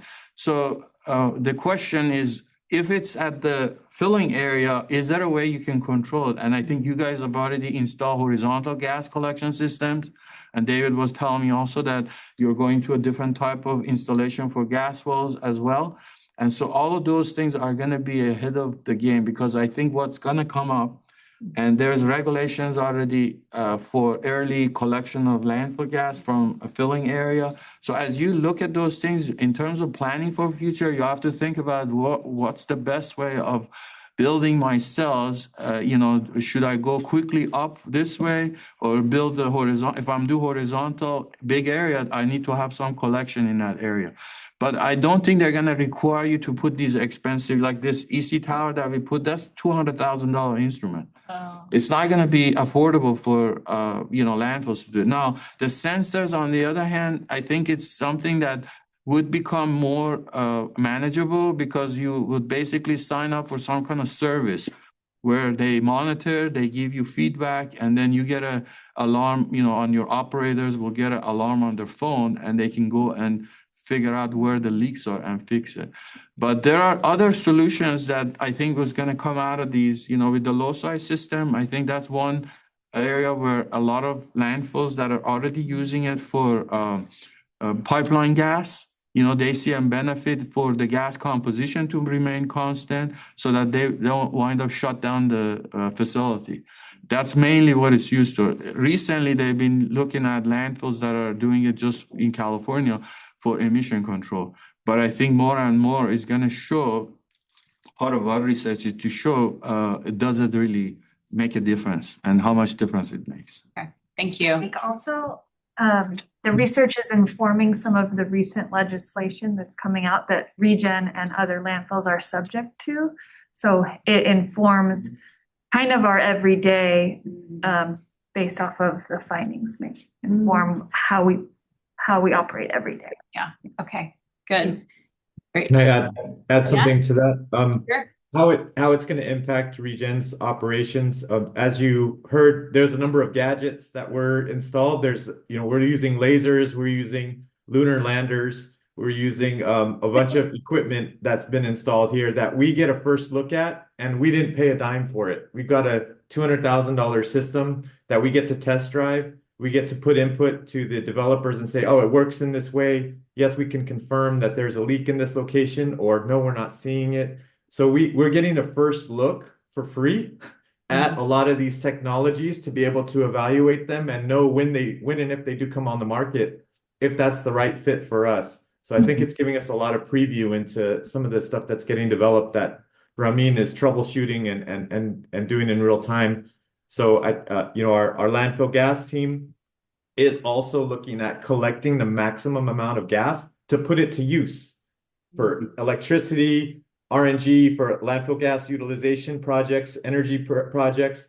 So there will come a day in the future where we're meeting regulation, but we're also trying to maximize gas extraction so that we can put it to use, and maximizing that gas extraction turns into dollars for ReGen. So this is all kind of wrapped into the greater overall strategy that ReGen has, because we're going to want to collect as much gas as we can in the near future as we get these energy agreements going. The other, I just want to add one last thing, is that the amount of methane that you are capturing that is right now not required to capture, that's a credit, voluntary carbon credit sale. So I know your low-size system has been installed, you purchased that. That means you have the right to go and actually sell the carbon credits at the price went down, but $30 a ton was the price. But that can actually pay back for the investment that you made. And it could also continue to, that carbon credit is available right now. And some of these other sites at YOLO, for example, YOLO project was submitted to CARB, and it's the first project. If you go online, you can see it's the first project that actually got approved by CARB. So that means there will be able to, the company actually has an agreement with YOLO. They take a percentage of it and give it to the county, and then they take the rest because YOLO did not pay for the equipment. They basically decided that they would not invest in that, and they don't have the rights to get 100% of the credits, but they will get a share of it once they sell it. So that's another monetary benefit that you'll have. Great. Thank you for pointing that out. Thank you. Thank you. Yeah. Any other questions? No? Yeah, no, thank you. I just want to say I'm really pleased that ReGen is able to participate in research. I was talking to someone else last week, and Monterey County, we do so many really cool things and innovative projects that actually do produce incredible outcomes and results. And I was realizing we don't always track or have the research partnerships to then document the results of social projects or health projects, or even during COVID, our community health worker projects that led to us having one of the lowest COVID death rates. Collectively, we do these great things, but being able to have the research partnership is, I think, this missing piece. And so for our ReGen to be able to bring that to the table, I think is really important. So thank you. And then Bruce, it was hard to, as you're talking about the, how do we can put keep the methane in the landfill, and it's a new concept. And can I do that with my emotions too? Because I always think about, you just stuff it all back in there and put more dirt on it. And I always think if you do that, then it's going to escape somewhere. But you just described it you can do that. Yeah. So I'm going to totally go back to that theory that I can just shut it off. If you don't release that pressure in there, it's going to blow up. The liner will blow up. So you don't want to keep it inside, You just described it, the little the bacteria will eat it. And it's okay. So you said it. I'm gonna go back and watch the video. But anyway, I just had to. The one question I did have was the low C. There was, when we did the low C presentation, there was website that was tracking where the plumes of methane gas were coming out? Carbon mapper. Was it Carbon Mapper? Okay, I was Yes. trying to find that Carbon map. recently. Just type carbon mapper and then go under data and you can pull up the any landfill you want. You just have to type the name of the landfill. But it's not just landfills, it's just Oh, it's any place that is monitored, like oil and gas, composting facilities, landfills, dairy facilities. They just go after anything that shows up as a leak. And how are they tracking? Where are they getting that data from? They have a satellite. It's satellite data. Yes, Okay. and then thank you. using a laser and measuring, but it can only measure if the release is over 100 kilograms per hour. That's a large leak. But on smaller scale, like 10 or 2, you can't use that. Can't get that. Okay. That's what the techniques we're doing can go down to like less than 1 kilograms per hour. Yeah. Well, thank you so much. Sure. Okay. All right, thank you. All right, thank you. Ooh, good stuff today, everyone. Thank you. All right, moving on to 7C is a recognition of 5 years of service for me.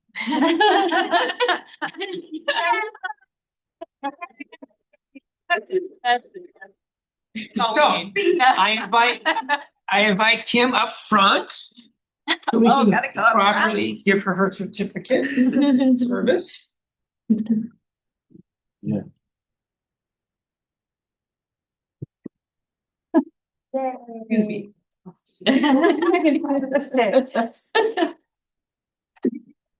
Kimberly is our iron fist in a velvet glove.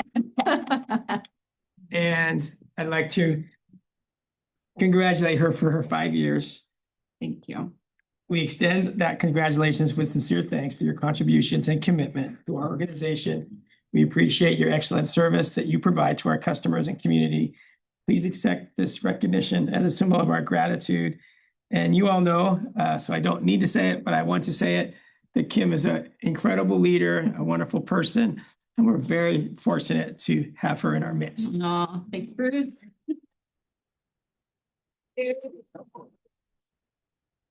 Much. Thank you. Thank you. Thank you, Bruce. You know, you guys are some of my favorite people. So I really, truly enjoy this board more than anything. So I'm honored to be here and to exit. Thank you.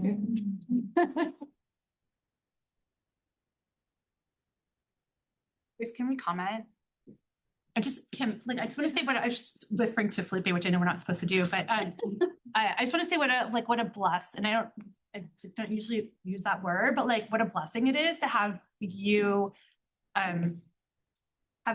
I don't know if you chose this appointment when you got elected. I secretly did, and I had to be strategic about it, but yes. Okay, you did. I did. But you know, because we oftentimes get appointed to you get elected to your city, and then you end up with all of these boards and commissions that you get appointed to.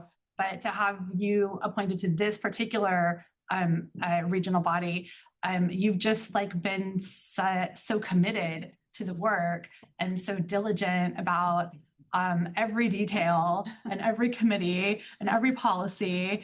And it's not all the time that I have the pleasure of sitting on regional bodies with colleagues who are as fully engaged as you are. And I just hope you know how much I appreciate serving on board with you, and for realizing 5 years, but you've been our president or our board chair for 2 of those, and vice chair. You dove right in and have owned the success of ReGen through some challenging times, and are guiding a path for us to move forward with new board members. It's been incredible, and I didn't realize it's only been 5 years. But thank you. Yeah. Thank you so much.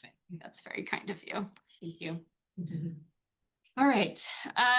So next we get to recognize Director Rudascu for her 5 years of service.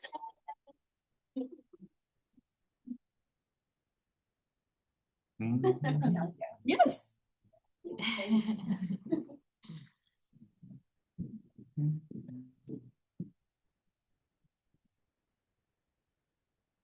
The dynamic duo. So Wendy, sorry. Yeah. I'm very honored to present this service award to you. When I think of all of your hard work you do for the county, it's not an easy job and you are so dedicated, and yet you come into the door with pure joy for waste, solid waste and recycling. And your dedication to people and planet is visceral. Like it is, we feel it. And you are such a good leader. And so when you speak on this board, like we all listen, like, oh, Wendy's speaking. Like, and you really do such a good job at just embracing everything that we do, and yet being like carefully critical when you need to be. Right? You are really good at taking in information and then analyzing it and providing us your thoughts. And so thank you for your friendship. Thank you for your mentorship. And I'm so happy to serve on the board with you. How lucky are we? So lucky. So here I go.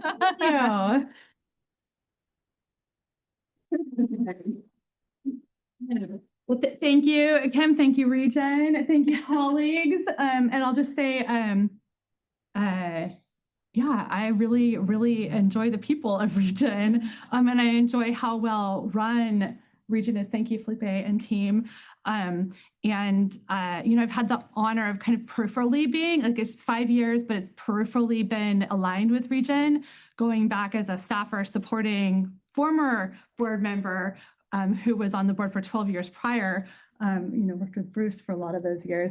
But as a neighbor, a resident neighbor of ReGen, I think just the commitment of ensuring that like everything that's happening here is not just for us today, but for, you know, like those future generations. Like it's not just even my kid, but like maybe, you know, multiple generations out, like what we're doing matters for that. So yeah, thank you all. I look forward to spending many more years working together to do good. Yay.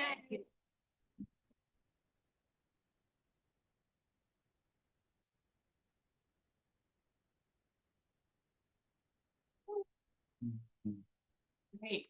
We have more good stuff coming up. All right.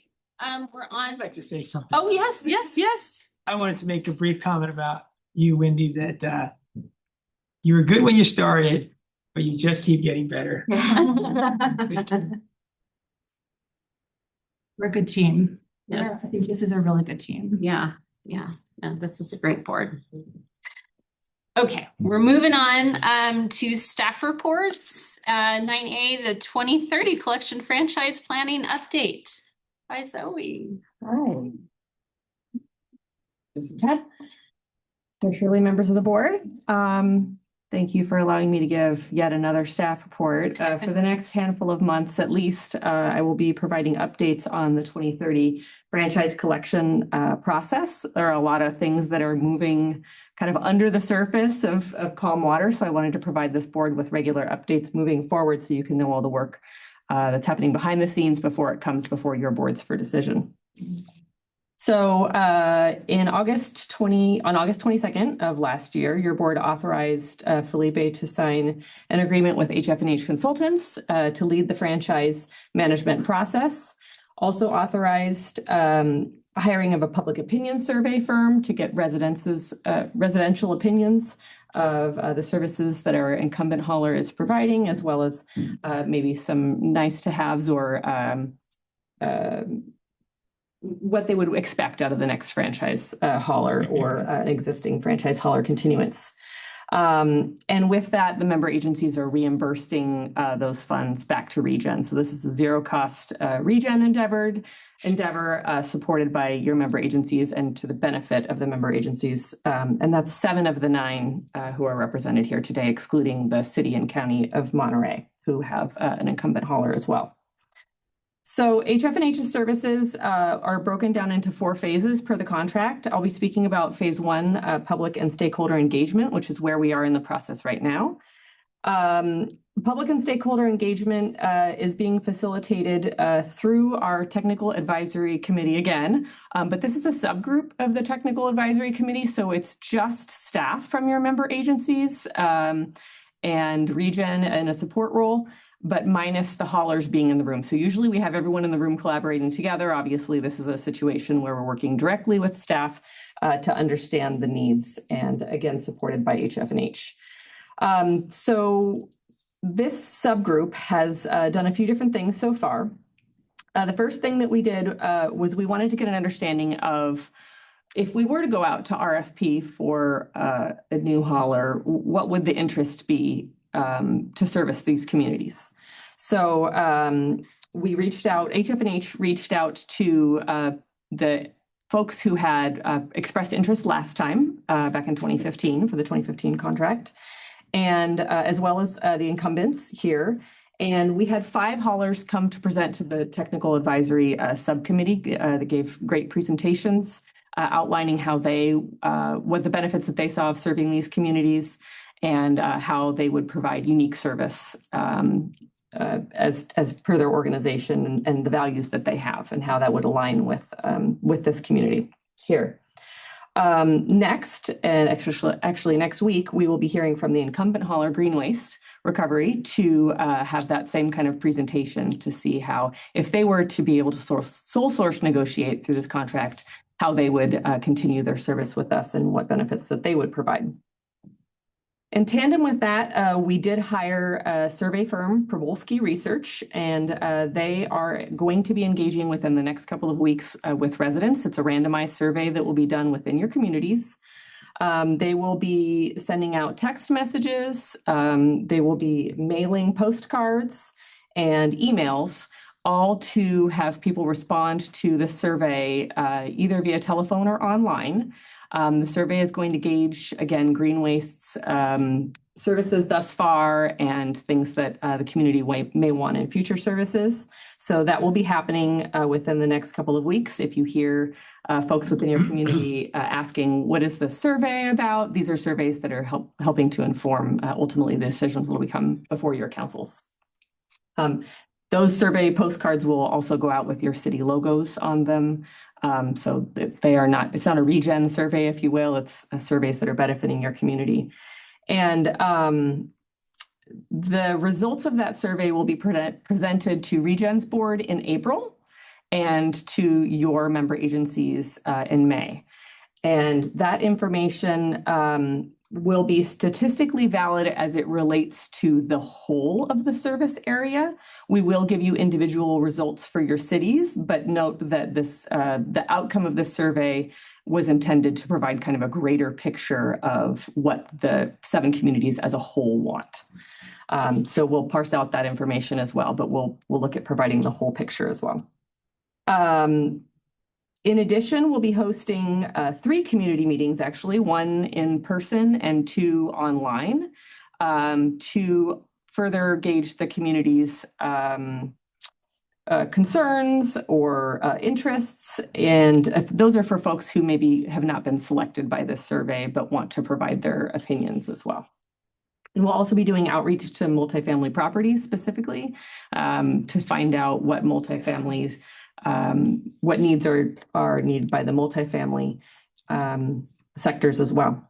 So that's kind of where we are as of now. I'll come back next month and present even more of that information, but just wanted to keep you all up to speed on what's been happening, so that way when we all come before your boards, it's not too much information all at once in terms of what we've done. And I'm happy to take any questions if there are any. Yeah, thank you, Zoe. Are there any questions from anyone? Just quickly, is all of this outlined somewhere on the website where somebody can see like the timeline or track what is going on? Or is that like or is that like a city thing? Well, so ReGen is coordinating this process similar to the edible food recovery grants. So there is not a timeline on our website, and I don't know that it would be wise of us to be the main communicators on this piece.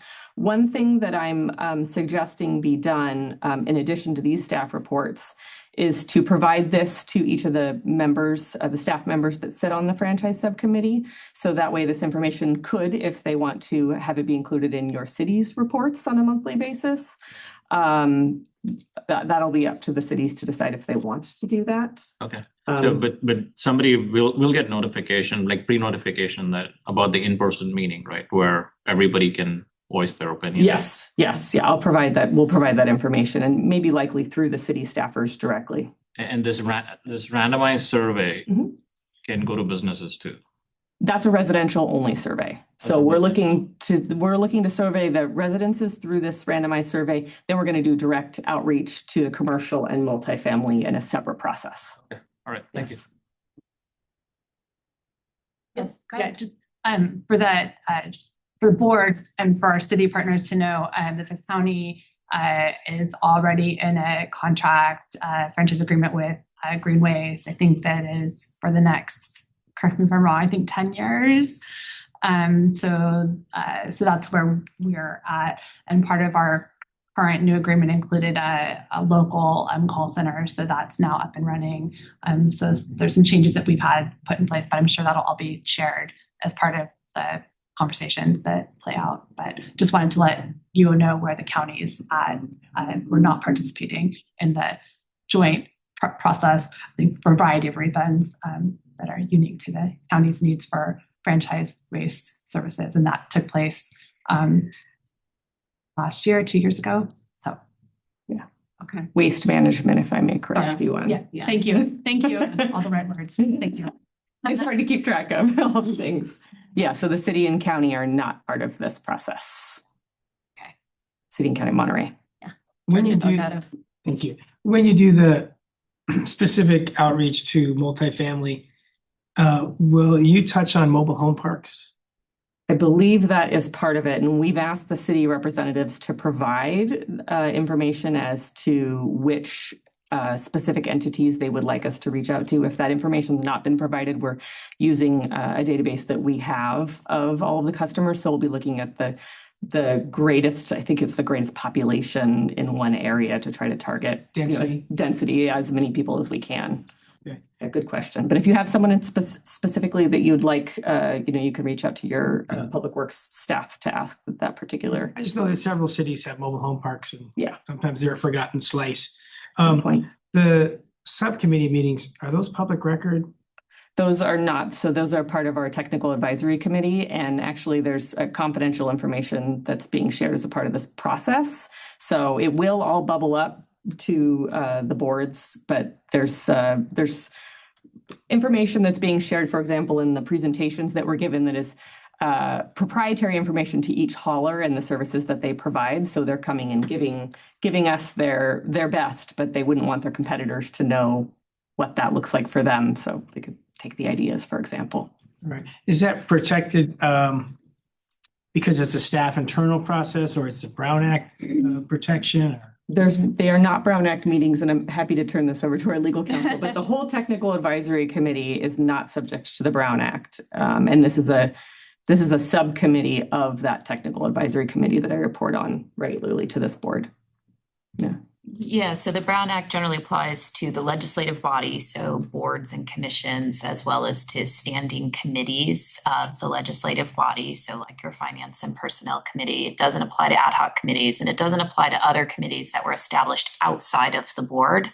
And so your Technical Advisory Committee was established, it sounds like, outside of this board, and therefore is not subject to the Brown Act.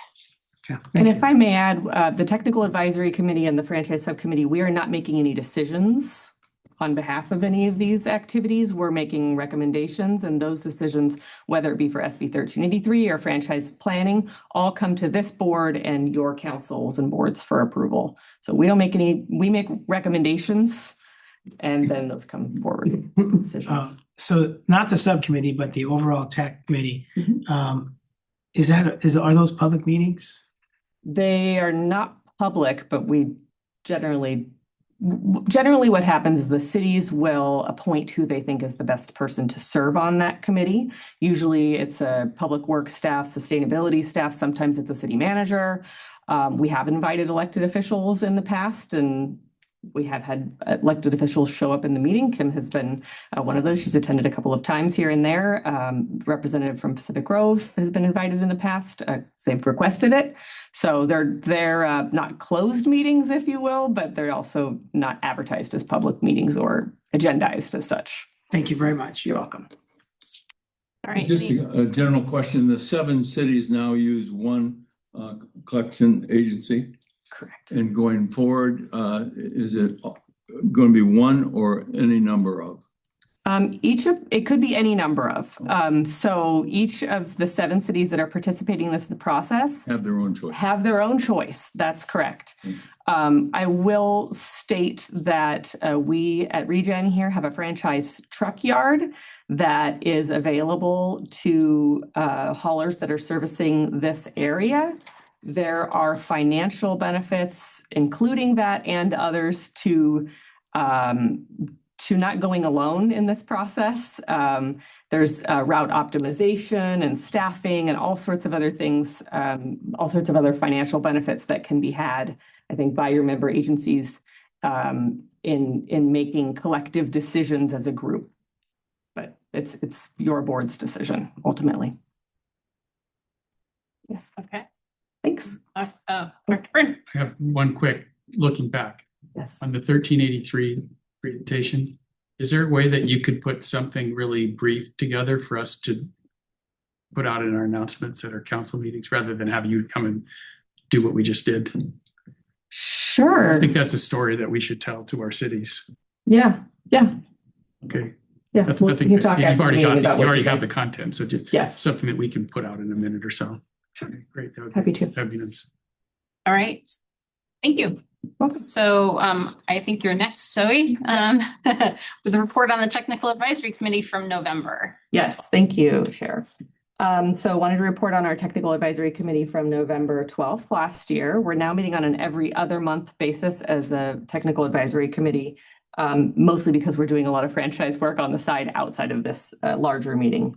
So the first item that we talked about in November was our mural unveiling event for Black Gold. I'll just give a little report out, and Felipe can say a little bit more in his GM comments. We had roughly 70 people, I would guess, at that mural unveiling event, including Chair Shirley, Vice Chair Delgado, and Director Garcia Arizola, who spoke at the event. It was very well attended. It was a lot of fun. I have to say, we had a great time. We closed down the street, and a lot of great words were said, especially from Director Garcia Arizola, regarding what this means to the city of Seaside. Next item that the Technical Advisory Committee spoke about was the SB 1383 postcards. So each year, one of the activities that ReGen helps support is a main SB 1383 postcard that just talks about which items are to go in each of the 3 carts: trash, recycling, and organics. That's part of what's mandated in the law. So that gets mailed out to residences, and it's mailed out by the haulers. So we provide that information and they send it out. So thanks for their partnership on that. And we also send out an edible food recovery postcard. This postcard goes to the generators, which are the larger grocery stores and event venues and that sort of thing, saying, you are required to participate in recovering your edible food, tracking your edible food, donating your edible food. So we're reminding them on an annual basis, and the county mails out that postcard to the generators on our behalf. So thanks to the county for that. Last thing I'll mention is our What Goes Where app. Some of you may be familiar with that app. We've had it for quite some time, which is basically a database that allows the community to inquire about what a particular item, where it would go. Would it go in the trash, recycling, organics, hazardous waste, there are other, and how that would get collected if they're particular residents or if it would need to be dropped off. We've had this app for some time. It's funded by the 3 haulers in our service area. ReGen and Salinas Valley Recycles partner on this app. But within this last year, unfortunately, we've had some pretty major concerns with it. In August, we discovered that an update that they had made to the app basically rendered it non-functional. So we reached out and asked for technical support. Unfortunately, it wasn't resolved until 2 months later in October. In the meantime, I had requested to cancel because we had talked about it as a ReGen, and it just really wasn't serving our needs, and we had quite a bit of concerns with its functionality. So at this time, we're working with Salinas Valley Recycles. We're going to be engaging with the haulers to ask what might our next steps be. Currently, the app is back up and running, but we're also we reached out to our legal counsel to try to figure out how we can cancel this contract and potentially go forward with another provider or figure out an alternative solution to be able to provide a similar type service that will help people figure out where to put their items when they're having confusion about where to dispose of them. Zoe, can I ask you Yes. a question about that? So when I attended the TAC, I was informed or reminded again about the What Goes Where portion of the Green Waste app. So the Green Waste app, which I don't know if any of you have it, but that also has the ability to sort of tell you where things should go. So that's not connected to the official What Goes Where app. That's correct. The What Goes Where app that ReGen and Salinas Valley Recycles created years ago has been in place for some time. Within the last handful of months, Green Waste deployed their own app that has the same capabilities, which is fantastic. So that will be one of the things that we'll be evaluating is, should the 7-member agencies utilize what Green Waste already has available, which is a new offering. And then how can the city and county of Monterey still continue to be so supported, as well as Salinas Valley Recycles, with a similar technology? So I think we have some ideas, but there's a lot of cooks in the kitchen to try to get everyone together and make a decision. But yes, Green Waste has a new app. I encourage you all to download it. It has collection information. It has database information, and that's a new offering from them.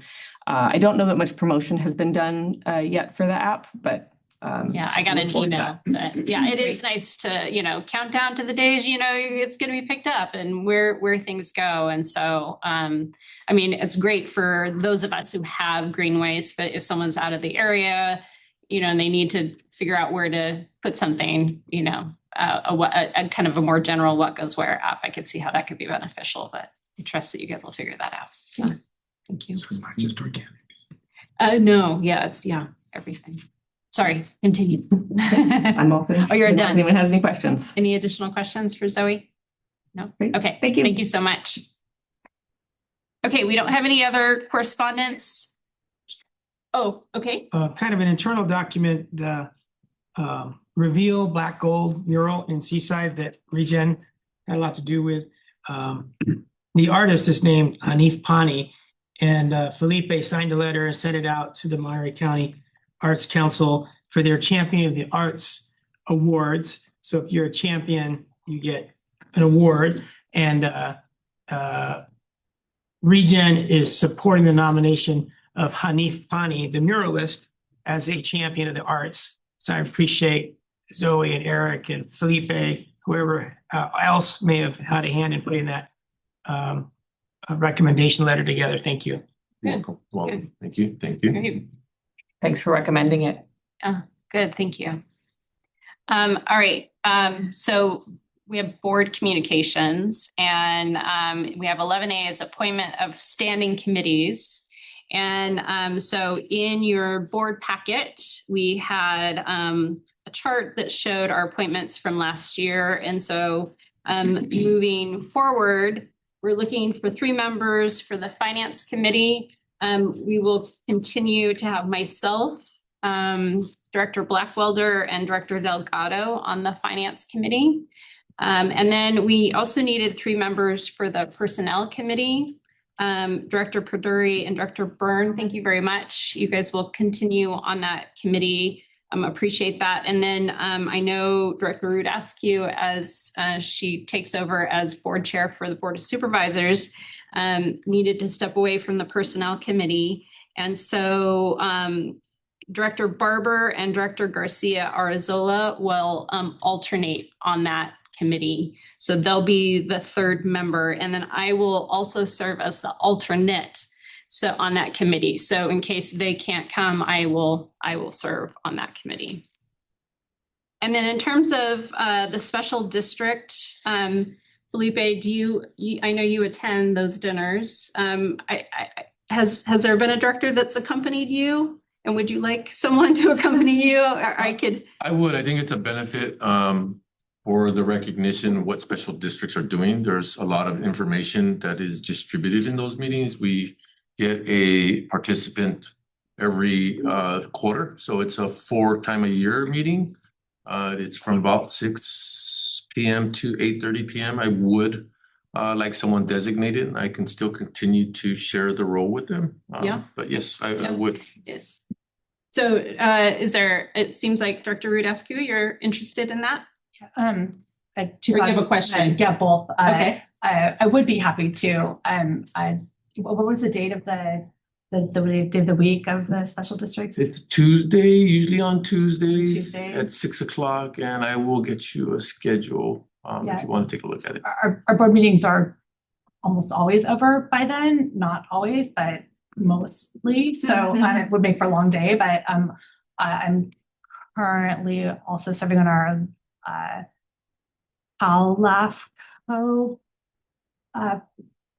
CalLAFCO, I don't know what the term is, but the chair of CalLAF, which is California Association for LAFCOs, which is special districts. So we're trying to work more closely with special districts. I should be really interested in it. So if I could do that, I may not be available every time, but I'll do my best to represent us. Yeah. So that would be great. I would love to appoint you to that position at the will of the group. Yeah. And I'd like to attend on some nights if she's join us. Okay. Yeah, that's her alternate. Okay. And then for the personnel committee, I did have the chance to sit on it last year. And I'm sorry that I wouldn't be able to continue serving. I just conflict with another commitment that I'll have this year. But one of the suggestions that I had was, I think it, and I'll defer to staff, but I think that some of the functions of personnel committee could be looked at, and it may be something that could go to a once a quarter meeting, just for the sake of streamlining process and time and committee meetings and things like that. So I would want to suggest that moving forward, that maybe one of the things the committee could look at is, what the functions of the committee is, so as to not have meetings for the sake of meetings, but make sure that the meetings are productive for ReGen team, but also for our board members who are attending. So maybe there's a different opinion, but I want to suggest that. Yeah, I know that you had both brought that up, and so I had already talked to Felipe about it. So I'm going to let Felipe respond to that. I appreciate it. I did take the considerations that Director Pedori and Director Rudescu put out for us. We do have labor bargaining this year. So the intent was to minimize the amount of meetings and go quarterly. We also recognize the need during bargaining to have access to discussions around personnel. So we left them scheduled. We will intend to cancel where availability presents itself, but we thought it would be easier for you guys to cancel and gain availability than try to move something around to make it happen. So we left the schedule intact. Next year, we will not be in bargaining, and we could actually schedule it that way. But this year, because of the need of bargaining presents itself, wanting personnel to conduct a meeting every month. Not sure if that's going to be the case. It could be less, but we're going to leave them scheduled with potential cancellations coming in lieu of not scheduling them. So we appreciate your guys' suggestions. I think Director Torres and I are on board of making sure that we can bundle as much as we can on the personnel side of aspects of things. Thank you. Okay. All right. Thank you. And thank you to all of you who are serving. Really, really appreciate that. Okay. I guess the next step is our general manager communications. I have a few. I try to make them quick. As you guys have noticed and have heard, we had recent upgrades to the boardroom. They were imposed to improve the audio and visual equipment, and we just got confirmation from Director Ramirez. It's much improved on his end. I want to thank our IT consultant, Yavuz. I want to thank Ida and Anna for helping us modernize our technology to make our meetings more accessible. I also just want to add a little attribute. We did not spend high dollars on the equipment. I think we were very cautious of our expense financially, but to get the same result. So we appreciate the opportunity to do so. ReGen participated in the 2025 CalRecycle Technical Training Series. CalRecycle holds an annual conference for approximately 270 CalRecycle staff and local agency staff from the counties across California, from San Diego all the way up to Northern California. The 2025 conference was held in Monterey, and the theme highlighted challenging and hard to manage waste streams. ReGen Monterey was invited to participate and speak in the conference session. Senior Communications Manager and Coordinator Eric Palmer presented ReGen Monterey's Charge Conversations Battery Fire Awareness Campaign and Collection Strategies. The following day, the LEA conference attendees were able to visit ReGen's facility. It was 4 bus loads. ReGen's Monterey leadership and staff, along with Keith Day, led one of the largest facility tours in ReGen's history, highlighting composting and landfill operations. The 160 tour participants are professionals who have seen and inspected solid waste facilities across California, making this an important opportunity to demonstrate ReGen's Monterey comprehensive operations and compliance efforts.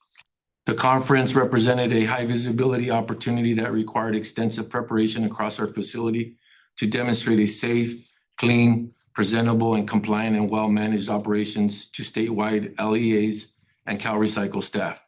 I want to thank Jameson and the landfill operations, all the team departments for presenting an immaculate facility in which we received comments like, wow, where's all the litter? Where's all the debris? And there was a landscape of comments of compliments on our operation and the presentation that was performed that day. Post the conference evaluations reflected very positive and strong attendees' feedback on both the presentation and the facility tours that were presented. Thank you, team, for all the effort. It was definitely a team collaboration to get the buses in and out. The same tour was presented at Monterey One Water, so we were deliberate in our actions, and the operations team came through to make sure that we were in a safe environment and definitely well coordinated. The Black Gold SB 1383 mural unveiled in Seaside on December 18th. ReGen Monterey staff hosted an unveiling event for Black Gold, a new mural by a local artist, Honey Pani, located in the city of Seaside as part of the 2026 Sort with Heart SB 1383 Organics Outreach Campaign. So again, 1383 popping its head in there and really doing stuff outward into the community. The CalRecycle grant-funded effort in a partnership with Salinas Valley Recycles with project management from Blue Strike Environmental promotes curbside food scrap composting. The mural depicts a young woman whose flowing hair transforms from food scraps into compost and new life with a monarch butterfly symbolizing local ecology. It is situated along the North Fremont, one of the county's most high traffic corridors. Director Kim Shirley and Vice Chair Bruce Delgado attended the unveiling with Director Alexis Garcia Arzola delivered the personal remarks reflecting Seaside's commitment to creativity, culture, and environmental responsibility. We were surprised to receive a certificate of recognition from Assemblymember Don Addis's office for our commitment to sustainability, education, community engagement, and our leadership in building more regenerative future for ReGen's communications team. Coordinated the event with the city of Seaside while supporting local businesses through catering, custom mural themed cookies, and rental services. Feedback from the Christmas Eve early holiday closure. The employees expressed appreciation for the early closure of 2 p.m. on Christmas Eve. I want to thank the board for prioritizing our employees in this way, which puts our people first and gives them time back to spend with their families in a time that we could support it operationally.